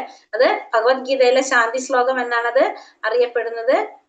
ഹരേ കൃഷ്ണ കൃഷ്ണ കൃഷ്ണ ഹരേ ഹരേ, ഹരേ രാമ രാമ രാമ ഹരേ ഹരേ. വഞ്ചാകൽപതരൂപേശ്ച കൃപാ സിന്ധോഭ്യേവ ച പതിതാനാം പാവനേഭ്യോ വൈഷ്ണവേഭ്യോ നമോ നമഃ.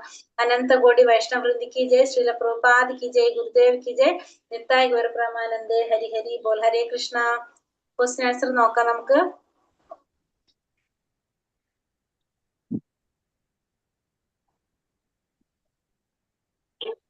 ഒട്ടും നോക്കിയിട്ടില്ലല്ലോ.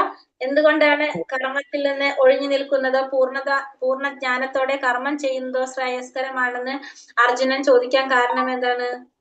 പരിപൂർണ ജ്ഞാനത്തോടെ ചെയ്യുന്ന കർമ്മം പ്രതികരണത്തിൽ ഉണ്ടാകത്തില്ലെന്നും നൈഷ്കർമ്മ്യത്തിന് വരുമാണെന്നും ആണെന്നും അർജുനൻ വിചാരിച്ചു അല്ലെ. അർജുനൻ വിചാരിച്ചു എന്താണ്, ഇത് രണ്ടും ഒരേപോലെ കൊണ്ടുപോകാൻ സാധിക്കില്ല എന്നാണ് ആര് വിചാരിച്ചത്? അർജുനൻ ചിന്തിച്ചത്. എങ്ങനെയുള്ള വ്യക്തിക്ക് കാര്യങ്ങൾ യഥാർത്ഥമായിട്ട് കാണാൻ സാധിക്കും? വസ്തുക്കളോടുള്ള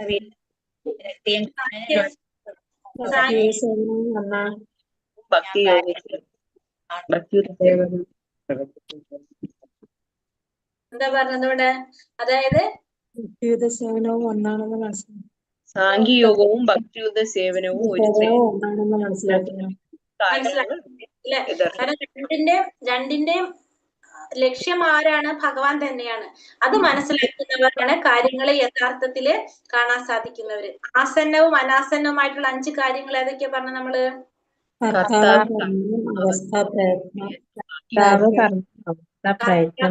കർത്താവ്, കർമ്മം, പിന്നെ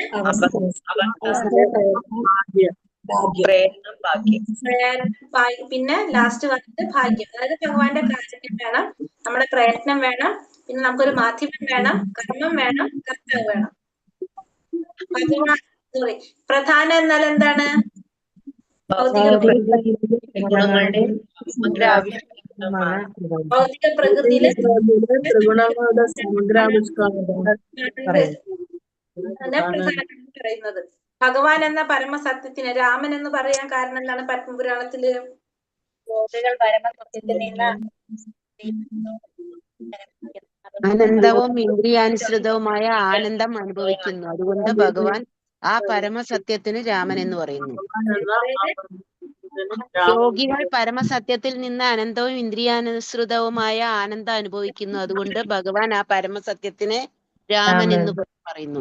പരമാനന്ദം അനുഭവിക്കാനായിട്ട് സാധിക്കും. രാമൻ എന്ന് പറഞ്ഞാലാണ് രമിപ്പിക്കുന്നവെന്നാണ് അർത്ഥം. അപ്പൊ പരമാനന്ദം അനുഭവിക്കാൻ സാധിക്കുന്നത് കൊണ്ടാണ് ഇവിടെ എന്ന് പറഞ്ഞ പരമസത്യത്തിന് രാമൻ എന്ന് പത്മപുരാണത്തിൽ പറയുന്നത്. ഗോസ്വാമി എന്ന് വിളിക്കുന്നത് ആരെയാണ്? വ്യത്യസ്തങ്ങളായ ഇന്ദ്രിയങ്ങളുടെയും മനസ്സിനെയും കീഴടക്കാൻ സാധിച്ചയാൾ. ഇന്ദ്രിയങ്ങളെ നിയന്ത്രിക്കാൻ സാധിക്കുന്ന വ്യക്തിയാണ് ഗോസ്വാമി. ഇന്ദ്രിയങ്ങളെ നിയന്ത്രിക്കാൻ സാധിക്കാത്തവരെ ഗോദാസൻ എന്ന് പറയും. ഇന്ദ്രിയങ്ങളെ നിയന്ത്രിക്കാൻ സാധിക്കാത്തവര് ഗോദാസന്മാര്. അതായത് ഇന്ദ്രിയങ്ങൾക്ക് അടിമകളാണ് ആര്? ഈ ഗോദാസന്മാര്. ഇന്ദ്രിയങ്ങളെ നിയന്ത്രിക്കാൻ സാധിക്കുന്നവര് അങ്ങനെയുള്ളവരാരാണ്? ഗോസ്വാമിമാരാണ്. അപ്പൊ നമ്മളാരാണ്? ഗോദാസൻ. മനുഷ്യർ ക്ലേശങ്ങൾ അനുഭവിക്കേണ്ടി വരുന്നത് എപ്പോഴാണ്? കഠിന പ്രയത്നത്തിൽ നേരിടുന്ന ക്ലേശങ്ങൾക്ക് ഭഗവാൻ മനുഷ്യനുള്ള ബന്ധത്തെ മറക്കുന്നത് കൊണ്ട്. ഭഗവാനുമായി മനുഷ്യനുള്ള ബന്ധത്തെ മറക്കുന്നത് കൊണ്ട്. അതെ, പരമാസ്വാദകനും പരമാധികാരിയും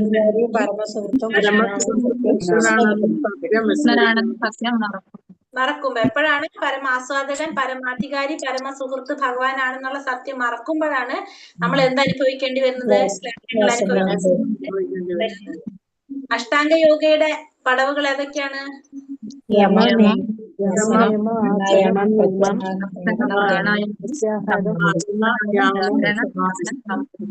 സമാധി, യമ, പ്രാണായാമം, പ്രത്യാഹാരം, ധാരണ, ധ്യാന, സമാധി.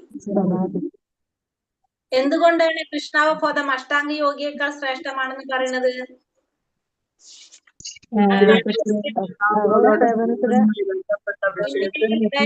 അഷ്ടാംഗ യോഗികൾക്ക് ഉണ്ടാകാൻ സാധ്യതയുണ്ട്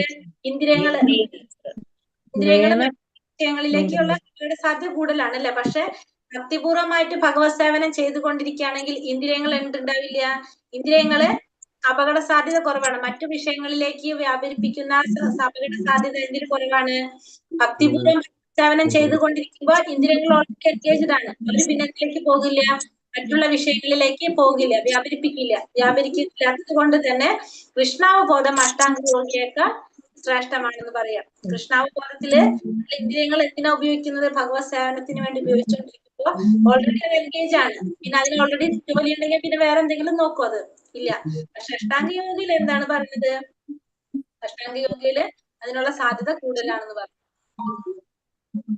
മനസ്സിനെയാണ് നിയന്ത്രിക്കില്ല, ഇന്ദ്രിയത്തിനെ നോക്കില്ല. ഭഗവത്ഗീതയിലെ ശാന്തി ശ്ലോകത്തിൽ എന്താ പറയണത്?